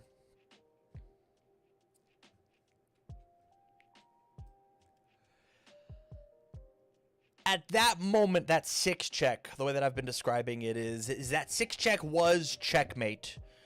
Both of our decks just didn't quite know it. He checked the 6 in order to not lose the game. He plays his turn, and he misses. He doesn't find the 20. I play my turn, and I don't find the 9. And then he plays his turn, and he does find the rest of my life total. And Liam knocks me out at 2-1 in top 32. It's over. But hey, the run was sick from LCQ up into undefeated in the single the Swiss rounds, top 32. I played perfect. He checked a 6. What do you do about it? You know? What do you do? I'm sad. I'm distraught. I'm really, really upset. Not that he won, but that I am sad that he was lucky. He made all the right plays and he put himself in the position in order to check that 6 and do it. You can see I'm bummed that he got lucky. But at the same time, I feel great. I played the best that I could. I truly believe that. I had an incredible tear the whole weekend. Plus, there are side events. And I had 2 other jabronis who also got knocked out at top 32, and that is Wub and JJ. We decided to take our LCQ top 32 lists and sprint over to teams, register, and let it rock. And the squad is, I'm playing this same pony list, and I'm like dragging my knuckles and I'm so sad and distraught and whatever. And then we have the Death Hanji list that is so similar to Kevin Broberg's list. There's like a couple cards different. And then we had Elder Togoro on Jacob's list. And boy howdy, the Hanji list and the Elder list that were on my team, I absolutely did not want to face inside of rounds. And so I'm very happy they got to be on my team. And so round 1 in teams. Hey, look at Sammy. She's back. Round 1, we have this. We've got our games happening. And we decided to pair me as pony into Sammy. We've got Wub into their own pony. And then Jacob into Cole playing King Ghidorah. And our entire goal is any deck that me and Wub don't want to fight, we are actively throwing to the Jacob Johnson Elder Togoro prison and just saying, hey, you deal with that, we'll figure it out. Me and Sammy have an additional really close game where it all comes down to it's super fun. She had a great time playing in retro yesterday and was like, hey, tee hee haha, I've been playing retro all day yesterday as a 7-hander. I have to do everything in my power to not open to not draw a 7th card going first. In game 2, after she waxes me in game 1, in game 2, she draws 8 cards going second, builds out her hand, and we don't realize it until afterwards, and she gets a game loss. I think she had me dead to rights. But me and Jake end up taking it down. Wub ends up exploding to Joseph's pony, and we are currently 1-0 in the teams event. And I want to say, the coolest thing about the teams event, the coolest thing is we had this, Rochester was trying this new thing where every player, once per match, got to stop their current game and ask one of their teammates a question that can take no longer than 30 seconds to resolve. And it was super funny. It was super funny. The way that the questions were being used. So sometimes they were used appropriately. Sometimes they were used a little inappropriately. To the point where me and Jake were both running 2 checks inside of our deck. And so anytime that we would have to make a pivotal 2 check on turn 1 or for a block or something along those lines, we would cash in our token and make Wub do our check. It really added a lot of fun to the team's event. I thought it was very cool, and I hope that Rochester keeps it up in the future. I think that it is the correct way to be playing teams. I thought it was a blast. It was super, super fun to add a little more fun to it. But from there, we're on to round 2 of the event. 3 more killers inside of our bracket. We've got TC on Ymir, Carson on Godzilla, and Bert by Christos. I got thrown to the Godzilla bear, and there was just nothing that I could do about this. All 3 of our decks kind of folded to this guy. But I got really, really close. I got really, really close. Or it felt like I got close. But that's okay because my teammates were good enough to catch up and clutch out the win for me. A big shout outs to Jacob and Wub holding it down for this round. And, you know, Wub failed us in the previous round. I failed us in this round. It's Jacob's turn to fail us in this next round. As we fight against Let's Talk UVS himself, big shout outs to David here, Mr. 9th place. I ended up getting to play David the first time I ever played David in bracket ever. He was playing basically like an upgraded Reiner 1 Spotlight deck. And then you've got Jeremy and James who are on Chew, which is like crazy. And then James is on David's Mill Rodan.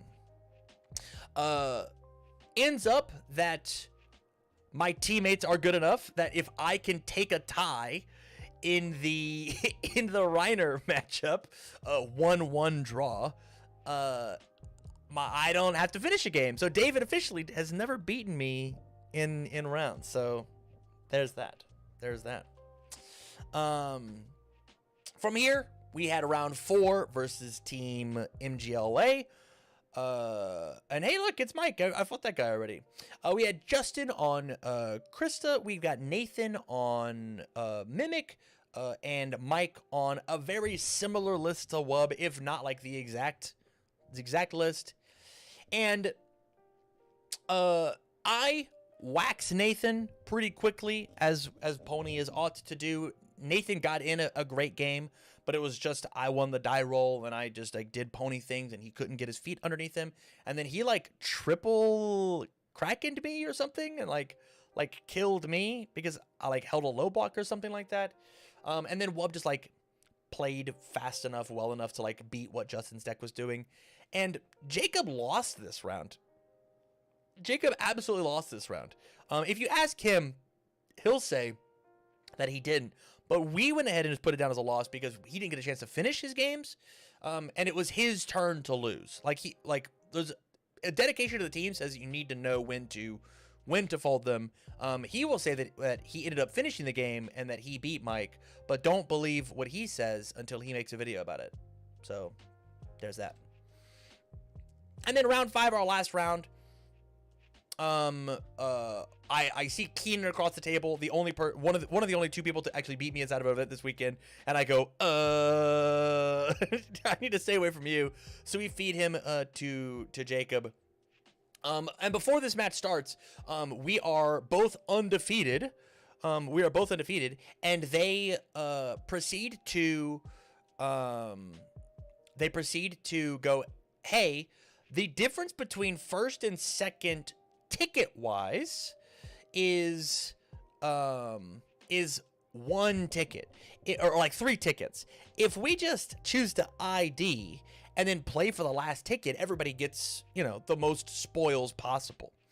And so we end up playing for that last ticket with Richard on Moneta, Rocco on Biaco, and Keenan on the Ymir that he played, also being bounced out of top 32. And man, my character is not supposed to find 38 across 2 turns. Absolutely can though. Just boom, just a clinic. I think I 2-0'd Rocco before everybody else. I even got up and like left the table, and we end up all 3 of our matches. We end up cleaning up to win the tournament, win the teams event.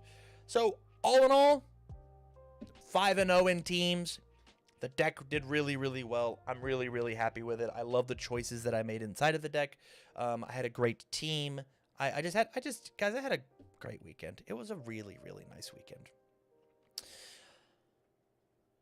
Finally, I go to home, a restaurant.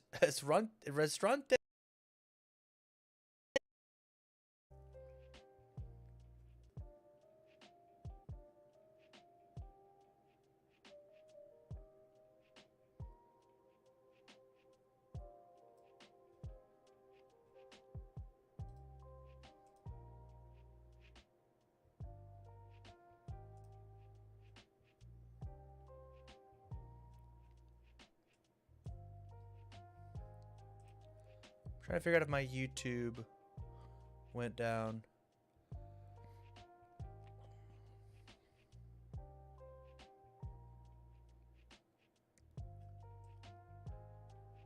We're back.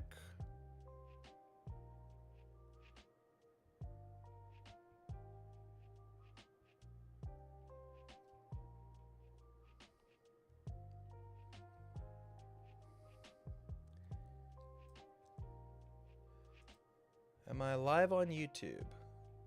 That's my question.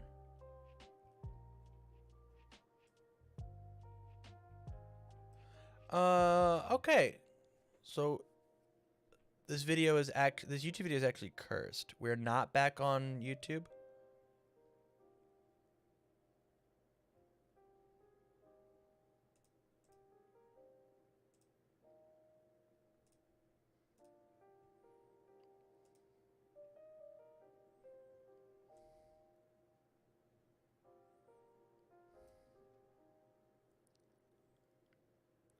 You are. I lied.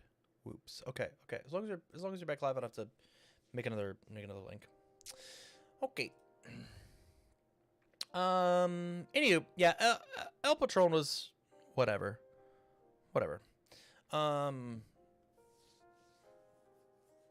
It was not that great. It was not that great. But final thoughts. My internet is absolutely dying. My final thoughts are, this was a great weekend for me personally. I thought this weekend was very good. It was very fun. I thoroughly enjoyed myself. The amount of games that were played, not just in the events proper, but outside the venue. I got to see so many incredible people. One of the two best surprises is a couple days before the event happened, Anna Margaret came and messaged Rebby and was like, "Hey, are you going to Worlds? I want to go to Worlds. Let's room together. Let's go to Worlds." And she did absolutely amazing inside of her first event ever. I think she went like X2-1 or something, like just barely, or like X3, like just barely missed, with a list that she had like picked up the night before. She's a good Magic player. She's a great Magic player, and she is still learning the game. If she really tried to, if she really dedicated herself to like being amazing at this game and not just like being a fun content creator, I think that she would come in and she would easily qualify for a lot of stuff. It was very, very cool. It was very fun to hang out with Anna and chill. I made her eat Portillo's and she enjoyed it. At least I think she did. She's at least kind about it. But it was good. And then secondly, Andrew Holder showed up. I know that he's not in love with the game anymore. Hell, I don't think he likes the game anymore. But a bit of a tradition that Andrew comes and hangs out at World because it's in Florida. He's in Florida and he makes a trip. I didn't get to hang out with Andrew very much over the course of the weekend just because of like things were a little crazy. But the times that I did get to hang out with Andrew were really nice. Were really like as mean of an online persona as he is in my Twitch chat and elsewhere. I really do love Andrew. I know Andrew really loves me, and I'm really happy that I got to see him over the weekend. All in All in all, it was good. I've got a couple more. I got a couple more things to talk about. The LCQ format. I thought I yelled that's my Pro Hero MVP. You did. You certainly did. LCQ format. I won. I got in. So like, I'm gonna say that it was pretty dope. Obviously, like going undefeated would have been rad. I think actually I'm gonna put an S. I think 8 slots is very cool. 8 slots for people to get in is way better than the like 6 or whatever. Was 6 or whatever that it was last time. It felt a little cleaner to feel good about getting into it. The Worlds format itself, I'm gonna make a B. I thought the split to the 64 day 1 split to 32 day 2 was like weird, like super weird. And so I wish that it was just cut to top 16 rather than top 32. But I just like, it was fine. It was fine. I understand the point of it being that you have all these people traveling. You want to give them the extra rounds because of the fact that they traveled. You want them to actively play in the game. There's just like a cleaner way that you could have done it, or make side events better so that you actually want people to play them on Friday. But at the same time, there weren't supposed to be side events at this event at all until like very last minute. Thank you, Sean, for hosting the thing. And so it was like, it was a rock and a hard place. I have told Josh this. Josh told me this before I said anything. Of like, things are gonna change. He's gonna change things. Stuff's gonna happen. And so there. And then lastly, the venue. I like the venue. I think the venue is nice. The hotel that we stayed in, the room itself was very cool. Last year, not this year, but last year, the food from the little cabana was very good. But I didn't have much. There wasn't a ton of space for people to hang out, which is kind of okay. But as Phil says, they did let us be allowed in the lobby. I liked the venue. I just wish there was a little bit more seating for the rest of us. And then the event overall, I didn't win, so it can't be here. I didn't win, so it's a D tier. It's over here next to the meat pie shapes. I think the event overall was very fun. Obviously, it colored my. Actually, I'm gonna put it back here. It colored my expectations because, you know, like, take it with a grain of salt. I won in the LCQ and I won in undefeated in Swiss rounds, and I got a little unlucky on a check for my top 32 match. But all in all, and here's the thing that I get to leave it with, right? I don't think that you missed anything not being at Worlds, which is a statement that I don't want to say out loud because it is a harsh one to say. If you just watched the venue in the comfort of your own home, it was just as good, if not better, than whatever you were doing with your weekend. I don't think that it was, if you did not qualify in the to get to play in the event proper, you didn't really miss anything. There's not a real reason for you to be there outside of you want to test yourself at the event, like you want to test it for the LCQ. If you missed the LCQ, it was fine. It was fine. Josh has come in and he has actively started changing things. He has taken a thing that was atrocious and he's made it better, but has not made it perfect. But this is absolutely the last time that I will ever give Josh the benefit of the doubt. This is it. His grace period is over. I am excited for Denver. I want to see how Denver is run. I want to see how Denver is ran. I want Denver to be amazing. But Josh, the tutorial is over, man. I want these events to blow my socks off. I'm very, very, very, very excited for what Denver is. My expectations are through the roof, and I want Josh to blow even those out of the water. And with that, the event was very fun. I had a blast.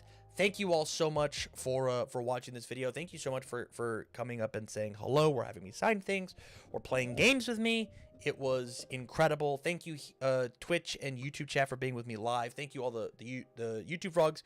We're gonna catch this on the VOD later. If you came up to me, please let me know down in the comments down below. Would love to hear stories. But with that, thank you much for watching, you guys, and as always, I wish you well.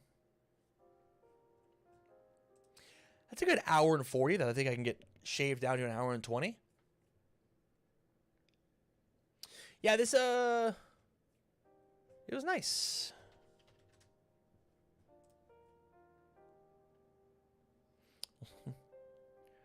Kobadi, let Tam know you went to see him in the comments.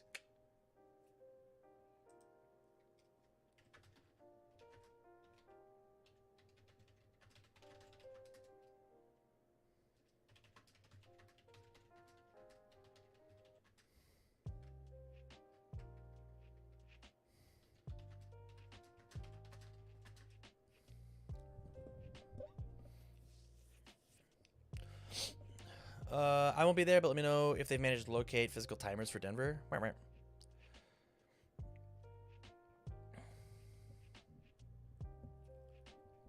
My results aside. Oh, I have to change my music. This music's gonna make me lose my mind.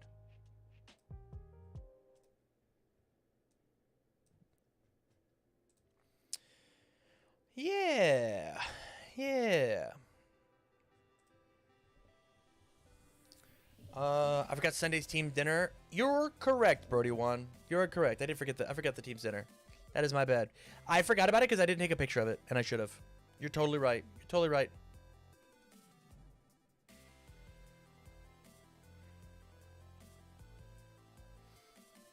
Should have gotten to Chili's and gotten a triple dipper. We got more queso at Chili's.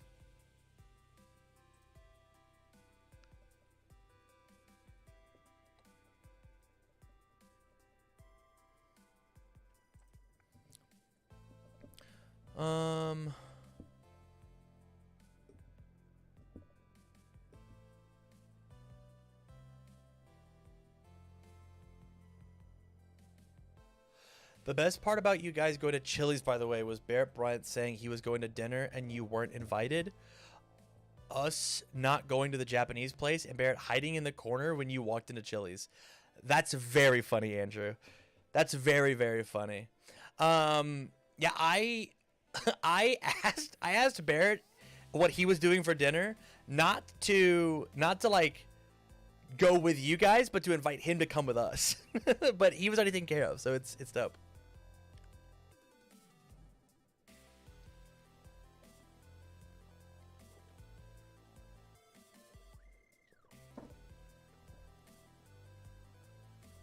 I'll say as someone who went to Worlds for the first time, I expected this time I expected at least more visual flair. There it is. Worlds is a 4 out of 10. I think that's a fair ranking.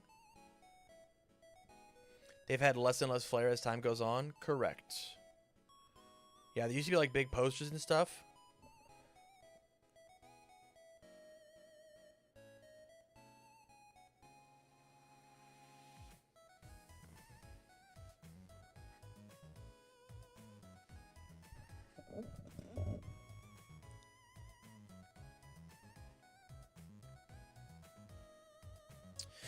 Didn't even get the main entry prize.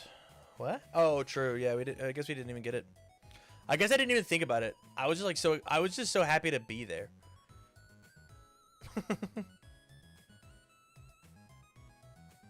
I was just so happy to be there.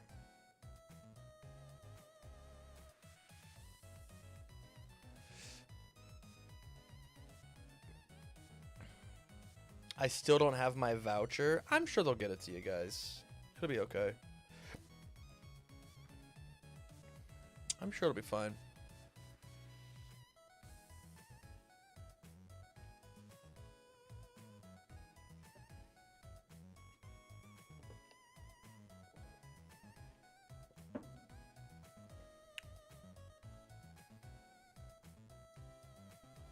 You know what I got out of it though, Jace? I got a new appreciation for Vegemite.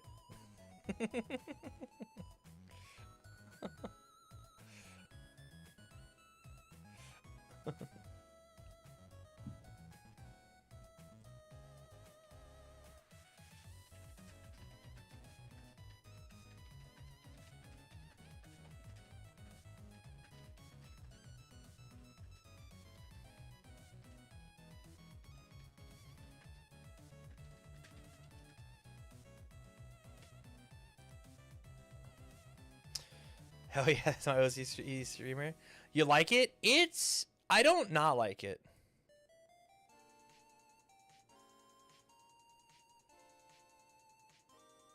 I don't not like it.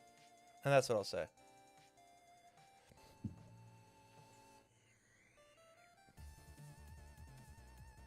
We have to work out me coming to an OC event.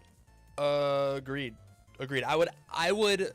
I would lose my mind to be able to travel to an OC event. So much so that my dad would come. My dad would take off work and travel with me to an Australian event or a New Zealand event, either.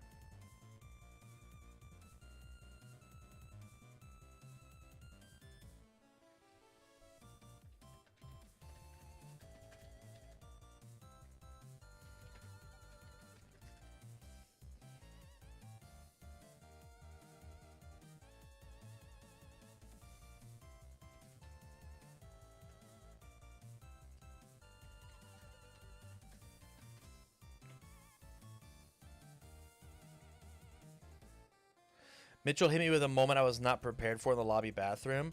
I got a kiss on the cheek from Mitchell. Mitchell, do you remember kissing me?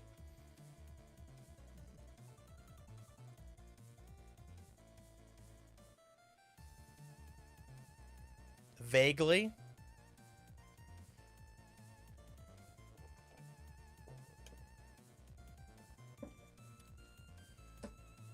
Mitchell kissed me on the cheek too in front of my wife. In front of my girlfriend, so...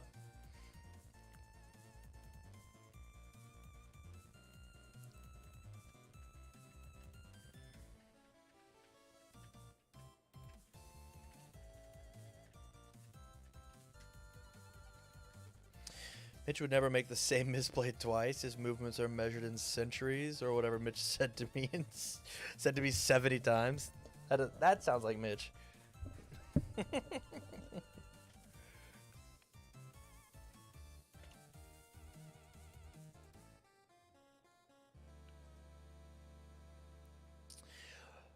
Whew. With that, chat, I think that is going to do it for the stream tonight. I do greatly, greatly appreciate it. Tomorrow, we will be back with Feudy Versus, and then we'll be doing deck docs afterwards for a little bit. I think I got like 5 or so in me. And then we're done. We're good. So with that, thank you all for hanging out. I do greatly, greatly appreciate it. We will catch you all tomorrow for Feudy Versus. It's gonna be super.